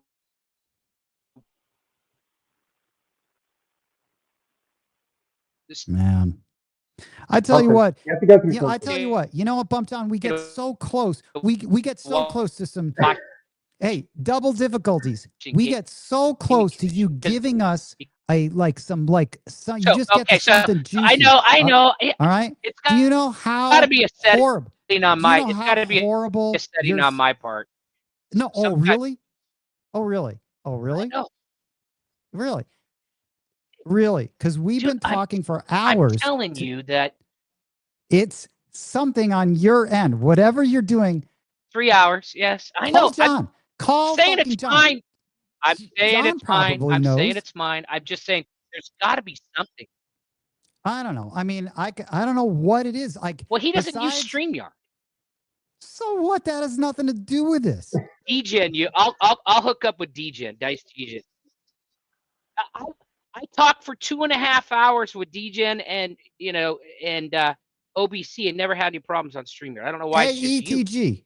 You just don't want me on the show. You call me all the time. Why do you think on the show. this guy? Yeah, ETG, figure it out. Why do you think this young guy? Son, come on, young son, get on it. I mean, listen. So Ed, who really isn't this your is a technical 4K wizard. camera. I'm wondering if maybe it's your camera, dude. You know what? How about I switch cameras, dude? Ask him if that'll help. No, I'm going to tell you because when I'm on Zoom and I try to do my 4K camera or whatever, it slows everything down. Go down to the slowest speed. You're still going to look fucking fabulous. So let me go. I bet that's it. This one. Let me go to this one. Let me go to this camera. Hold on. Jeez, man, I'll just tell me what it because that's a 4K camera. That's a Elgato one that I use for. Go to the low setting, dude. Go to low camera setting. Yeah, I'm on. That's on the one. But the problem is I got to move it over here so I can see what you're talking about. Is it the lowest setting? Is that any better? I think yeah, so. We'll know when you moved start it to talking. My Surface front camera. It's way lower. Okay, there is absolutely no change on our end. Whatever you just camera setting, but I'm telling you that probably has something to do with it. Yeah. That's what it is. Which is funny because Northern Lights. I've got I've got a 1080 camera downstairs. I just use. Okay, what about this? Huggy Bear stream in 1080p NW. That's what it is. Stream in 1080p NW. Yeah, but where do I change that at? I'm in settings right now, and it doesn't say ETG, where does he change that? Go into your camera settings, and you should be able to change that, and that'll make the biggest difference, dude. I'm on 720 right now. I'm on 720. I'll try I'll try it in 1080. Or try turning your camera off. All right. Dude, I like the background. That's what you were hiding. It's like we see. Where are you, man? This is my love shack room, dude. Oh man, okay. That's my chair when I sit. Let me zoom in on. Hopefully, I won't zoom in on any dildos. All right, no, this is my office / domain. Nice. I've got to clean it up before the sugar mama gets home from. She went to the Kraken game tonight, so she said, "Make sure you clean everything up." I haven't done anything. The Kraken, man. Nice, dude. Yeah, my wife's a crack whore. Yeah, she's a crack whore, dude. She loves her. That's why I'm a tech and he's a sales guy. I agree, man. 720 should be good 100%. Though, dude. I mean, so far so good. But it wasn't. Now I'm on 1080 now. I got no problem. Okay. Oh, I like this, dude. Double deuces, palace and pleasure, dude. Yeah. Yep. Then look at this. Right, baby. See what happens when you try to hide. Yep. You get called out immediately. And Huggy Bear audio is much better now. I'm just saying. It's. Hey. I like to see what's in the hamper. Okay. What's in the laundry basket? Audio is much better now at lower camera rate. Okay. It was the brick wall. Well, there you go. I know I upped the camera rate. I went from probably the brick wall. Yeah. All right, dude. Yeah. So 720 there you go. Isn't freezing. So anyways, before we jump off, I want to tell you one thing that we talked about, that you guys talked about on the thing. Oh, you're going so soon? The respect thing. Okay. No, I'm not going anywhere. I got nowhere to be. Let's hear it. I like this wife's combo. a hockey game. We're only so two things. One of them was the respect thing that you and Ed were jumping on. I kind of wanted to jump in on that. Oh, okay. This is And what I love. just Do from a standpoint of where, okay, I think, you know, what you guys were talking about, my view on that is more of about respect is something earned, not given, right? So you've got to earn, if I'm going to respect you at the table, you got to earn that right for respect, right? Now, it doesn't mean I'm going to treat you bad or I'm going to be an asshole to you, but it's more about if I respect, and respect might be the difference between, you know, an $18 6 and 8 and a $36 6 and 8 to be able to hit one and do whatever or however it goes. But let me give you another example, 10 ton, is that when we were shooting, Holly, who's our Golden Touch, you know, representative. That, you know, she amazing toss. I mean, she's just got, I mean, her and Gina, you know, our ladies probably are most likely better than our guys. Ladies of the So, PNW. but yeah, but exactly. But Holly came up to me right after one of my rolls, and I, you know, it was okay. And she asked me, I was using a 3-6-2-1 set. She goes, "Why are you using that set?" 2 years ago, I would have been, you know, what the heck you talk about? I throw this on my own table all the time. And she said, you know, you ought to really think about switching that up. And I was like, at the time, I was like, okay, yeah, okay. Next time I practice, I'll do it. So I did it. I switched it up to a hard way set, and kind of was following her shot. And over the last, I don't know, 10 days since I think the last time we played, it's been huge. And for me, that's a lot of respect I give her for one coming up to me and saying, hey, you know, you might want to think about that, because I don't know if I could do that. I don't know if I'm skilled enough. You know, Right. Ted, you did that to me once when I was down in Vegas as well. You know, why are you doing that? You know what I mean? And I think that's when I talk about it being earned, right? I've earned for her to come and tell me, you know, hey, change that up. But you obviously respect her. And so it's 100%. Like, yes. Yeah. And you know, and I know, I mean, at this point, like players, you can watch them, you could see it has nothing to do with money. Like, to be clear, it has nothing to do with if it's an $18 6. It's how they move their bets, how they conduct themselves, how fluid they are. They just know what they're doing. I respect a lot of people. I also understand you can tell a player's level immediately, and I'm not going to fault them at all if they're trying to work it out. Don't make it like I only have an attitude with people that are disrespectful to other people and sort of disrespectful to the game, but people can learn. I knew you enough where you wouldn't get offended, and it's not like I'm offering it up that much, but shit, man, you're shooting with us. That table I know really well. I'm like, maybe it's time to mix it up, because you got to figure something out, because it's like you're on the team, right? But that's where it gets back to another part where, as a guy that's only been doing this for 4 or 5 years, probably. I mean, I used to screw around with it when, you know, have a couple of drinks or something. But, you know, I think more and more as I get into this, and you kind of figure out, you know, what is the flow? How does it go? What's right? What's not right? It's not that I believe is that this crew doesn't try to put themselves above other people, which I think is huge.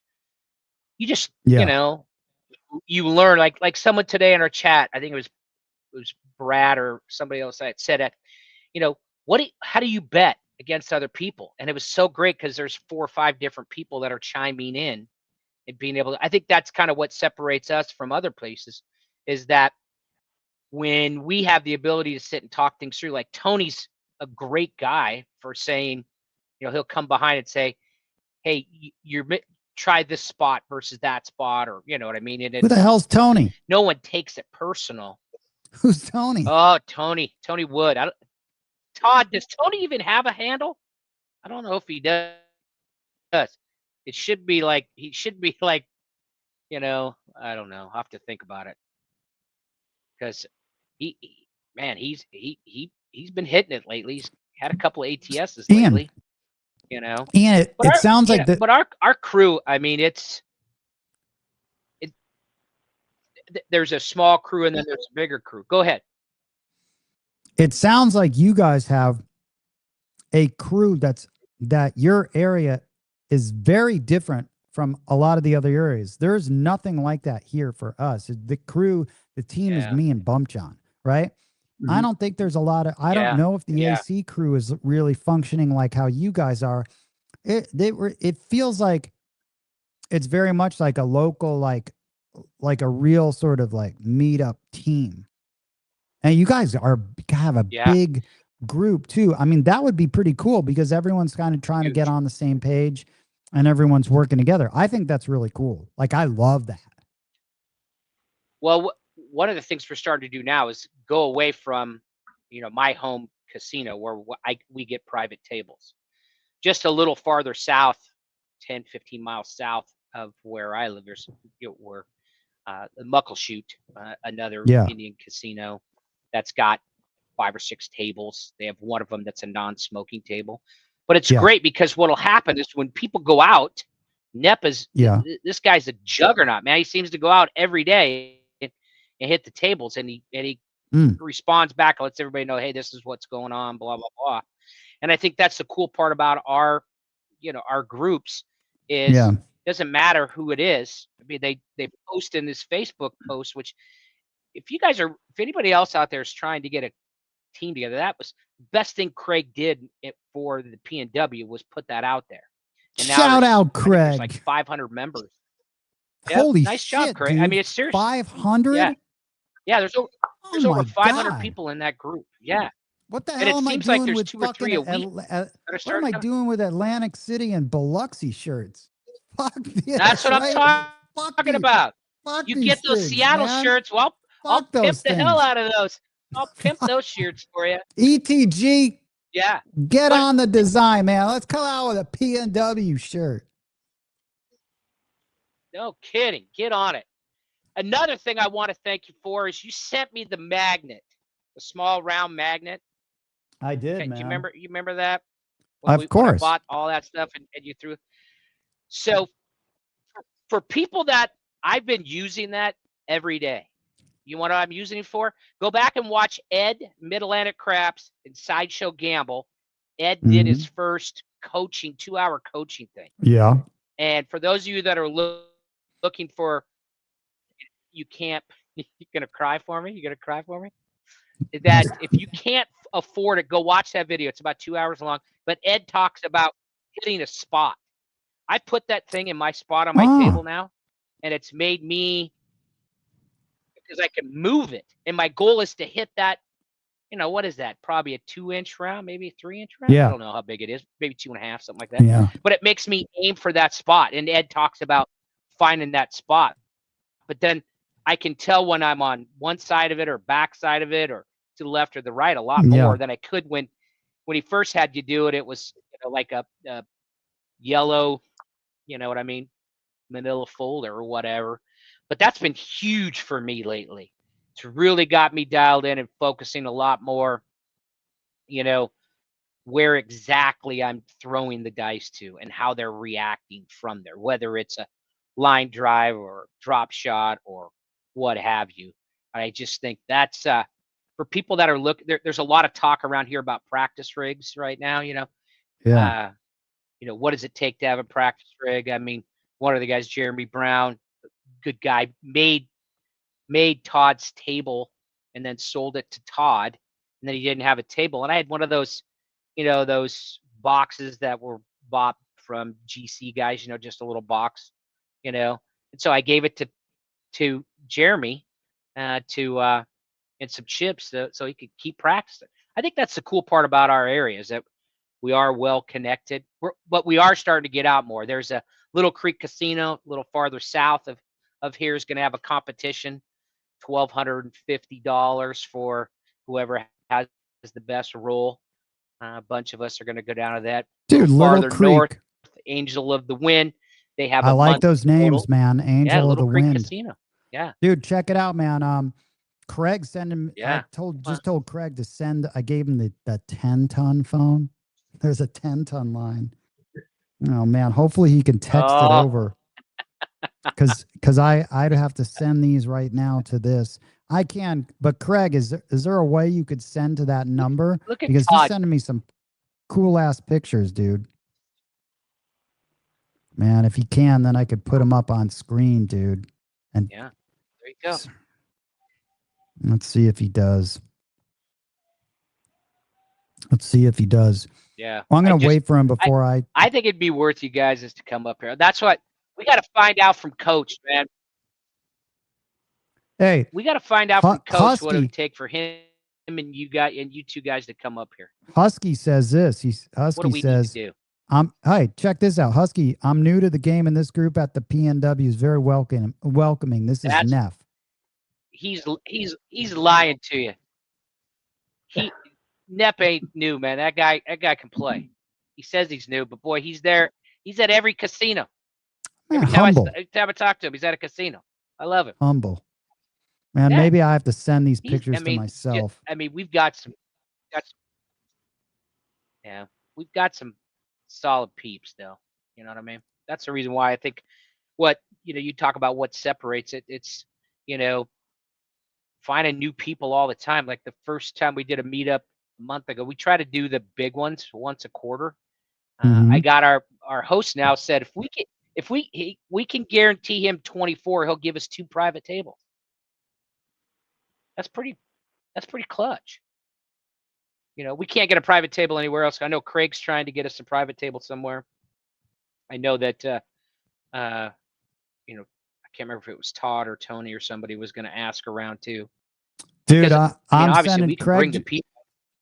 Hey, Ian, double disconnect. Yeah. Discount. I'm gonna show some pictures. All right. Discount double check right there, baby. Check this out, dude. What am I looking at right now? All right. So that's the PNW. This is the Snoqualmie Casino. As you can see, it's a tribal casino. This is the third or fourth table you see right here. I can't tell if it's the second or third. I think the second one is the one where you see everybody. I don't know. Maybe somebody else can chime in. But yeah, those are some of the. We have 10-foot tables at this one, though. So it's taken a while to get everybody to figure out. You got to cut one spot. Whoa! So like 10-foot tables, right? Those are 10-foot tables. 4 of them. 4 of them. That's sweet. Yeah, oh, man. And we get a pick too what table we want to use, which is awesome. Like he'll ask us, what table do you want, right? We've been playing on the third table a lot, but I think there's a lot of talk maybe of moving it. But I wish that Ralph was in there. I'd like to see if Ralph's in there. But dude, check this out. Here's another picture. You ready for this one? I'm ready. Feed me, Seymour. Feed me. Dude, there it is. Dude, who so we that's got Holly. Here, man? Yeah. So this one is from, I think, our first meetup a long time ago. Craig, is that from our first meetup? Yeah, because that's our P&W hat right there. Okay, so Holly right here. Who's next to Holly? That's Nathan, I do believe. That's Craig. Craig always wears those Hawaiian shirts. That's nice, me, the fat bald guy in the middle. That's John Pro Craps left of me. And then I can't remember. John's looking like he just hit the weight room. Yeah, looking like he hit the weight room, man. Look at that. I'm gonna kick your ass. Yeah. Who's next to John? I don't know who that is. I can't remember his name. Man, this casino looks very inviting, by the way. Oh, it's like a ski lodge. It's man, that looks nice, dude. And they just opened a hotel. Man, look at you, man. This casino looks very inviting for some reason. Well, you know what's awesome? The bar is like right there to the right too. I like the bar, white man. Shirt is. I tell you what, you're man. Not a big bar drinker, but yeah. Well, it doesn't matter. I like being playing at Encore. Man, that's some of the best, especially at the poker room, because you see all the ladies going to Encore Beach Club. Man, there's nothing like it. Crabs fit by a bar, man. I always love that. Okay, let me. Well, that's when you had us at the Palms. We were right there by there. Who was the Adrian What about Broner this? walked in. Okay, so there we go. So that's Who Gina. do we got? That's me, Todd, Quink, and Holly. Look at all those chips right there. That's what we're talking about right there. All right, who? That's a Okay, stackage. who? Start from you and then to the two ladies. Okay, so Todd's in the back in the hat. Okay, Todd. Yeah, nice, Todd. That's T-Bone. That's me. And This then is T-Bone. All right, nice. Okay. That's T-Bone right there. And then that's Gina. We got to get it. That's the nicest dressed lady in the P&D when she comes to play craps. She's supposed to be there at 3:30. She comes strolling in at 6:30 and just goes on a heater. I like that. She's cool as the other side of the pillow. That's what we should call her, is Cool Breeze. She is like that. Cool Breeze. I like that's that. Holly. There's that's not Holly, enough, right? There's not enough women that play this game. Oh, we got them in spades up here, man. Man, that's we awesome. Want them on the table. I mean, Gina loves to throw stick right. Holly from these 10-foot tables. Holly will throw from the end, but when we go to the 12-foot tables, like down a Muckleshoot or Emerald God, Queen, dude, I would love a 10-foot table. That's like that'd be awesome, dude. It takes a little bit to get used to, though. It really does, because you got to remember you're cutting one whole Who's spot this dude off. Who's this dude in the front? That's Quing right there. What? What's his name? Yeah. Quinn? Quing. Quing? I'm sorry, I can never pronounce his name right. Yeah, we just call him Q. What up, Q? Q, nice. I like that, man. I like that. Make it Dude, easy. check out this one. Todd's my buddy right back there, man. I like that, Todd. T-Bone, that's T-Bone. Good guy, dude. He's one of your OGs, man. He's one of your OGs. He got all that. I know. He got all that stuff being part of the OG. I said, how'd you get all that before I did? He goes, I'm an OG. Listen, was that my ATS session? Dude. Yeah, that was his ATS session. Yeah. Hell yeah. He nailed man. it for us. And then I hit a half coming right behind him. We made some money. Nice, right man. there. That was like a bunch of shooters right there. Check this out, though. All right. What do we got going here? Yeah, so this is after our first PNW. That's Alfredo in the pink shirt. Then me, John. I can't tell who's on the end because I can't see it. Gina, Craig, and that's Corey and his wife. Nice, man. I don't know who's on the end. Man, this restaurant looks cool. That's it's an Asian restaurant that has great food. Yeah. Wow, and what was real nice. cool was John hit a 55 roller. And what he did the hell? Yeah, 55 roller. And please tell me you guys made money. Dude, and Alfredo made so much money, he picked up the tab for everybody for dinner. Oh, what a G. Alfredo, you Clutch. absolute gentleman. Clutch. Gentleman. He came all the way up from San Antonio to attend the invite. He came up there and he bought the meal. Yeah. Corey came out from, I want to say Corey came from Chicago or from, where'd Corey come from? And he hasn't been online in a while. But, man, nice, beautiful toss. He came to the Craps for the Cure a long time, and I can't remember who's the last one on the end. I can't see him because it's so small on my screen. Sorry, I can't see it. Oh, no, man. That was sort of. I don't know who he looks like. He's got glasses, a little mustache. I know. I don't know who that is. But John was on a heater, and he didn't bet on himself, and we all won because he hit the full, and he hit two sides in that one roll. That's why and Alfredo was pressing it. I mean, he doesn't bet as high as you, but he's really aggressive like that. Open invite. And there you go. Look at that. Open invite. Yep. I know. Maybe if this was back in the days when I really liked to take road trips, we'd be there. Yeah. No kidding. Yeah. Well, I mean, if you guys ever do, I'll hook you up with a hotel. You guys ever go to that place, the Rickshaw Club? The Rickshaw Club? No, you mean Crocodile Cafe, dude? I know you played that place, didn't you? I played that place, but there was also a really cool place called the Rickshaw. Yeah. Sweet. No, I don't play, if it ain't 90s. Back in the day, man. This is back in the day. Dude, tell me about it. Yeah, no Seahawks game. Let's not do that. God. When next time they play the Vikings again. Yeah. I already had to endure the Seahawks. Did. And I was pretty nice the whole time. Yep. Yeah. I don't know about that. I don't know about that. But you did give us Sam Darnold, who got us a Super Bowl, so we appreciate that. And you traded him for Kyler Murray. Hopefully, you guys can get together and play a little Madden 2026. Yeah. I'll By help the you way, figure it out. Kirk Cousins signed to the Do Raiders. you believe that? With the Raiders, you know that guy's made more money than Tom Brady has. I know. Yeah, I do. That is I know that. That crazy. is facts. That's facts. Facts. That is crazy. You want to know what else is facts? Is that Pearl's girl, don't player, walked up to the table and bought in when I was shooting. Point was 10. He laid the 10 for 400. I pulled bets down. He rolled and rolled a 10. I won my pass line bet. I was so elated. MF. Sucker. Mhm. Sure. Yeah. I guess if someone sends me a Seahawk hat, I could wear it.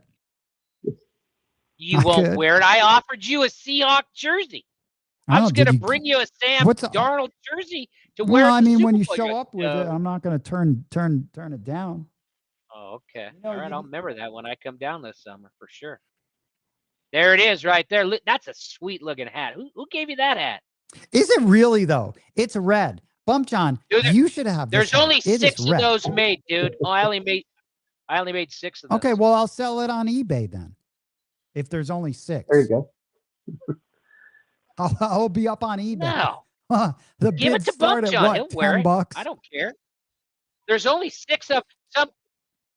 No, some guy. I was wearing one down in Vegas one year for the Super Bowl, and some guy gave me $50 because his favorite number was 22, and he goes, "Can I buy that hat off you?" And I was like, "Oh, okay, sweet, sure." Dude, by the way, Harrison Smith, now, safety for the Vikings, 22. I like that number. Hard 4. Hell yeah, man. Yeah, there you go. That should be your signature number, I hope. It used to be a lot more than it is now. Yeah. I'd love to get back to that. I've What's been hitting your signature number now? 7? 8. Hey, Look, John, how can you hang out with a guy like this, man? Seriously. Hey, my signature number is 7. Yeah. Yeah. Yeah. Wouldn't that be funny, right? You don't even want me to go there. I'm gonna call my sister if you don't knock it off. I'm gonna call my sister and have her call you. Oh man. Okay. So Double Deuce, man. I like getting the lowdown on the PNW, man. That's pretty sweet. Yeah, man. You got to get some other there. I would love to hear other guys' views of when they're out here. I mean, it's funny because we're on a text string and Troy was Todd was telling everybody, well, he's on. Get on there. He's telling everybody to watch your show. This looks like a lot of fun, dude. The show increased in volume. That's it. Come on up. Seriously, this looks like a lot of fun, man. Hotel room. Especially with $10 tables, man. Yeah. I mean, 10-foot tables. Yeah. There are just not enough. I like $10 tables. So we have all kinds of players. People that buy in. Well, I know, but I'm just saying for our private table, he gives us to us. You know, it's got to be a minimum of 10. I said, sure. Right. Even if it's a $15 table and they close it and open it back up for us, you know, the only thing they did is last time we played, table wasn't open. They're over there counting chips, and right in the middle of somebody's roll, I think it was Todd's roll. Todd's got a good roll going. And they brought a whole rack of chips and stopped the whole game right in the middle of Todd throwing. Everybody's yelling, "Stop, stop!" It's like, no. So, yeah, that's pretty weird, right? When they do that, I don't understand why that happens. Good. You guys come up and play. Bring your money. Yeah. Yeah. He just sent you a bunch of pictures. Yeah. So he's sending you some pictures. There's a board up at Angel of the Wind, 10 ton. And when you get on this board, it puts your name up there. And if you finish, then they pay you in chips. Todd's been on, or not Todd, Craig's been on there. I think Norm's been on there. Gina's on there all the time. Yeah. Okay. She lives in North Seattle up there. Craig. I'm going to send these over to. I wish every casino did that. It's cool Yeah, I know that is kind of cool. That's what I do like because you can about kind the of see, you Fremont. know. Then you start to learn who's Hey, got hey, the ability. Craig, Yeah. I don't know. Maybe I gave you the wrong number because I didn't get him. I didn't get him, dude. But I'm putting him up here anyway. I've been texting him to myself, which is hilarious, right? Of course, I've got to check the number, Craig. I'm sorry. Someone just got a bump. Maybe someone got a bunch of pictures, but don't worry, dude. I've been trying multitasking. I'm getting them on here. What's Gina's dice set? Earl's Girl says that. Asset. Do you know? That's a great question. Image file. Where the hell are these two? No, I don't know. Oh, check it. All right. So I'm uploading these two right now, Holly's dude. is hard way. So what am I looking There's at Craig right there, So, dude? yeah, so that's the sign. The crops table's right by there. And so if you look at it, Craig's he's number one. So the guy on the left is the biggest for the month at 59, and Craig's I can't see what his is. I think it's like 30 something, right? 30 something. Yeah, that's sweet. Yeah. And so, I mean, that's just really cool the way they do that. Oh, yeah, check this out, man. There it is, right? Hell yeah. 71 roller. See, there's Nathan right there. That's Nathan. He's a big Seahawk fan too. Nathan, he's 30 roller. Look at that. Yeah, that's dope. That's dope. 71 roller. Jeez, and that's a good table too, man. That's nice. Shout out Craig for providing all the the pics. I got another one, dude, that I'm gonna send over to myself. That's sweet, dude. All right, so check this out. This is what they let's see.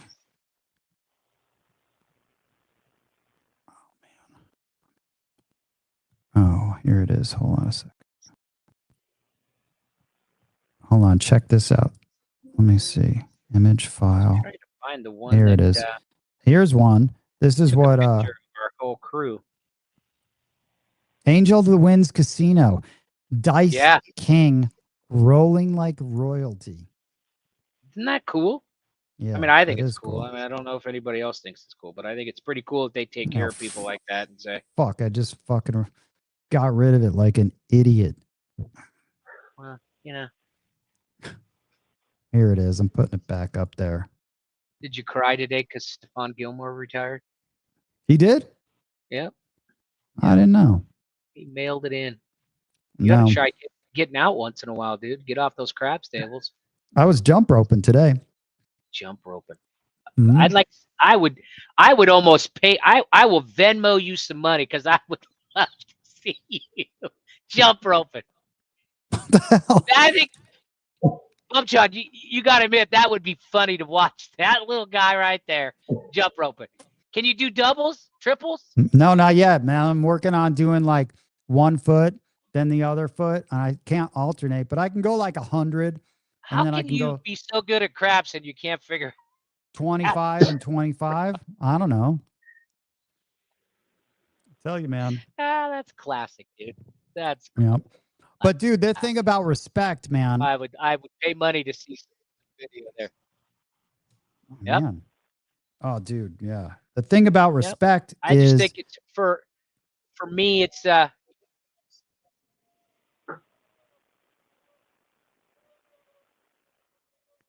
hey, he sent this. I won't put this up. But Double Deuce, he says, Dice King 72 rolls. Wow, yeah. Craig at 56. Man, you guys are a bunch of shooters. Yeah. He sent me this other cool picture. Fuck. Just another 45 roll. Wow. Man. Hey, that's what's cool. That's what's Craig cool about that. Craig is bringing the receipts, man. He is bringing the receipts to the court. Yeah, he's submitting multiple things of evidence. Exhibit Well, B, you know what he's saying. He said, CD. you got to get this guy with this cheesy ass internet off. Put me on. Yeah. Hey, man. For sure. All these guys are welcome. Welcome to get on, you know? Hey, we love it, man. We talk about it constantly, man. We're pumping the show all the time. That's what I'm saying. Man, man. Send me the logo. I'll make shirts up here and I'll pimp them out for you up here. Man, I bet King Dice should have went to this casino, the Dice King thing, you know? You have to show him that. You'll have to show him that when you get him on. It would be only work if he was dyslexic. You know what I mean? Well, maybe he right? is. Well, that would He's work. out there talking like Yoda. Maybe. He'd be like, "Oh, it says King Dice." Right? Yeah, well, he might take that though. He might take that. Never know. Well, all right. So, all right, guys. I'm just gonna tell you. It's only you, 4 hours in. You know what? Let me take this fucking little ultra. Even your. I'm gonna give you one. Why don't you try the NeuroGum? Why don't you try the NeuroGum? If you try okay, I was one of the first. First of all, I was one of the first people ever to try that gum before it even became popular. Before they were on Shark Tank, and those boys said, "No, we don't want to buy into it." Idiots. Did you know that? No, I didn't know How that. stupid! That's an $80 million company, and they said all 4 of them said, "Nah, this isn't worth it." You got a guy that's an MIT grad and a Stanford guy. We need to invent something, man. We have an interest that like is so niche. Do you know how hard it is? Hey, why don't you do this? I'm spending so much time on this book. You know how many people are gonna buy it? 100. I'll buy it. 100 maybe 100. There's maybe 100. There's a guy up here that wrote a book on the Seahawks season. That wrote a book. He's called the Hawk Blogger for all you guys. #Hawk Blogger. He wrote a book that got him to 5th on the New York Times best-selling list. Really? Like, wow. Yeah, it's a book about the season. Man, crazy. So you can do it. If he can do it, you can do it. Well, I don't know. We're talking about a very this is not a lot of people. Well, not enough people like craps. You know. Well, good thing you're an advertising genius. Oh yeah. Well, figure it out. Still, take down your Casino Tears billboard and put the book up. This is a good question. 10 Ton and Bump John, how did you decide what your handles would be? Bump John, you first. How the hell? I asked this. Has something to do with the Navy. I was in the Navy, and it's my first day on the ship, and we were doing a live fire exercise. And the simulators, all you had to do was press the button, and it would fire off a 100-round burst. But apparently, when you're on the ship, you have to hold the fire button down the entire time. So my gun let off about 30-round burst, and as we were up there after the live fire exercise was done and we were unloading the gun, the captain was on the PA, and he was talking about how everything went great with the live fire exercise, except for we had a few little bumps. And from that point on, my name in the Navy was Little Bump. So that'd be a good rap name for you, man. Little Bump. Little Bump. Yeah. Bump. You can rap about dice sets. You got to have a little bit of rhythm to rap. 10 Ton just really started because Francis 10, and then it's my own sick humor. I thought it'd be funny. Visualize putting it out there, what I already believe. And I think it'd be funny because everyone would think I was like a huge dude that weighed like a ton. I mean, really, that's why. Really, I was a little shocked when I met you. I thought it was because you hit a lot of 10s. You gonna get it? Yeah, a ton of 10s. That would be yeah. I do. I actually do hit a lot of 10s too. The irony of that. So there you go. Todd, we are very fortunate that we have a really solid group. Ian hooks us up with a private table, which really helps. Yeah. Hell yeah, man. Sounds like a good scene. Sounds like the best scene. actually, it sounds like the best crap scene there I is think so. as far as a united group. Yeah. You know? But dude, listen, to get back to that thing. We want internet. I'm just saying, if anybody comes to Seattle, there's a Facebook page that you can hook up to, and you can jump in and just say, hey, I'm in town. Is anybody playing? And I'll bet you every night there's somebody playing. That's what the crazy part. Oh yeah, that's cool. Yep, probably plays 2-3 times a night, a week. So it's just, there's always some. Yeah, I'm trying to pull up the. It's like tribal. Craig, put it in the chat. What the Facebook page is, or anybody can hit me up and I can hook you up with people too. So you can just friend request me on Facebook and I'll do it. So. Oh, fucking look at Eddie Money. All right, boys, we'll go get him. Where are you guys going tonight? Ooh, nice. Eddie Money, man. We're hitting the Gold Coast tonight. He said craps in Washington State money right now, dude. Casino. There it is. Yeah, Washington State. Yeah. There you go. Thanks, Todd. Yeah, and well, yeah, we can go on forever, but it's 10 o'clock. Well, 4 hours again. Shit. Yeah.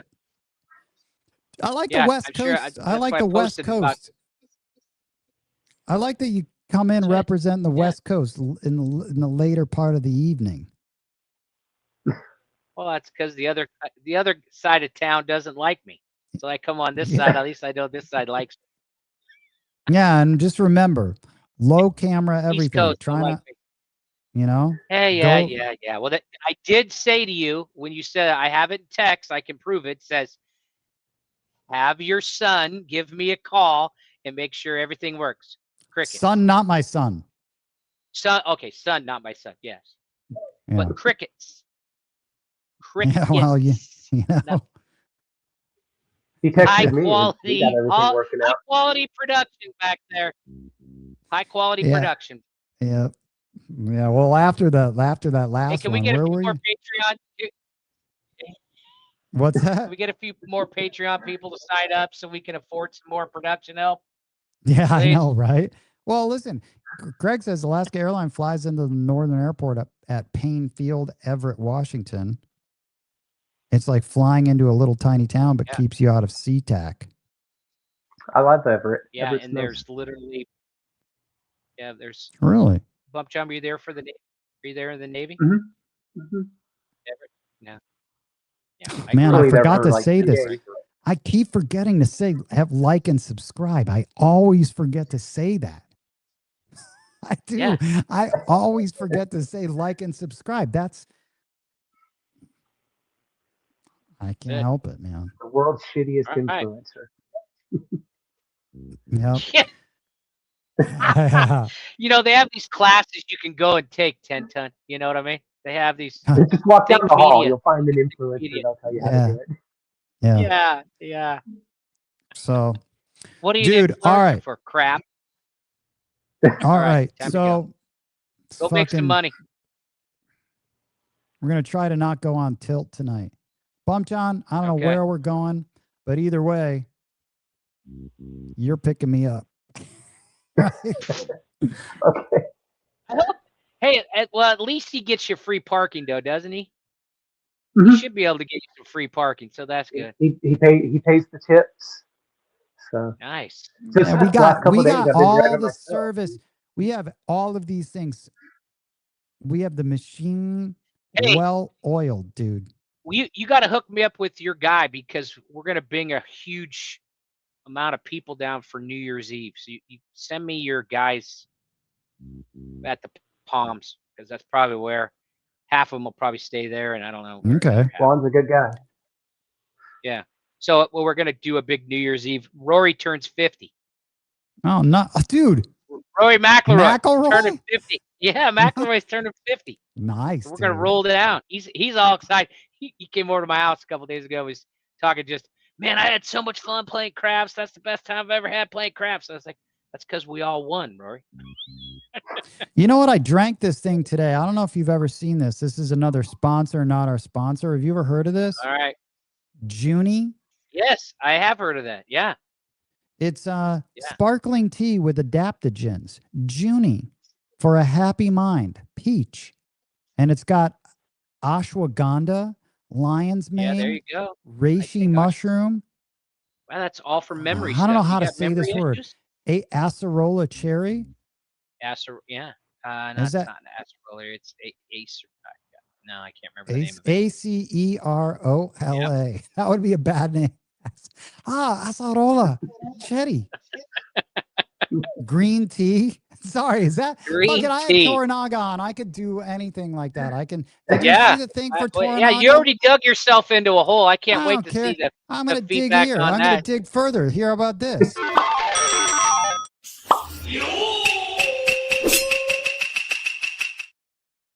That is fucking awesome, man. That could be one of the best there. Yeah. Tell your son, not your son. That was a good one. Yeah, that was good. Yeah. So Tell him he's got to come up with one for Alfredo San Antonio. You got to get him to do the Alamo.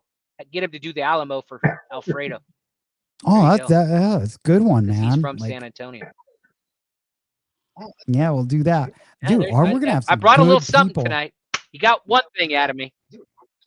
Yeah, you did. Well, you brought it, man. You brought the technical difficulties for sure. That's what you led with, and then it only got better. Right? It only got better. You started. Hey, the next that is time the you call problem. me and say, It's a smart move. the dude. next time you call me or text me and say, hey, will you jump on? I'm going to say no. It's a smart move, though. Start at the very low. No, the next time I'm going to go to Starbucks and sit in their place and get free internet. I mean, Hear my dog. Hear my dogs barking. It's snack time. All right. No. Goodbye, ladies and All right, gentlemen. boys. Thank Well, you good for luck tuning tonight, in. man. Appreciate everyone who even Yep. spent the time in here watching us talk about craps. Come up to the PNW, everybody. Yep. Go there. Roll Tide. I'll talk to you later. Bump John. Goodbye, Mr. Double Difficulties, Double Deuce. All right.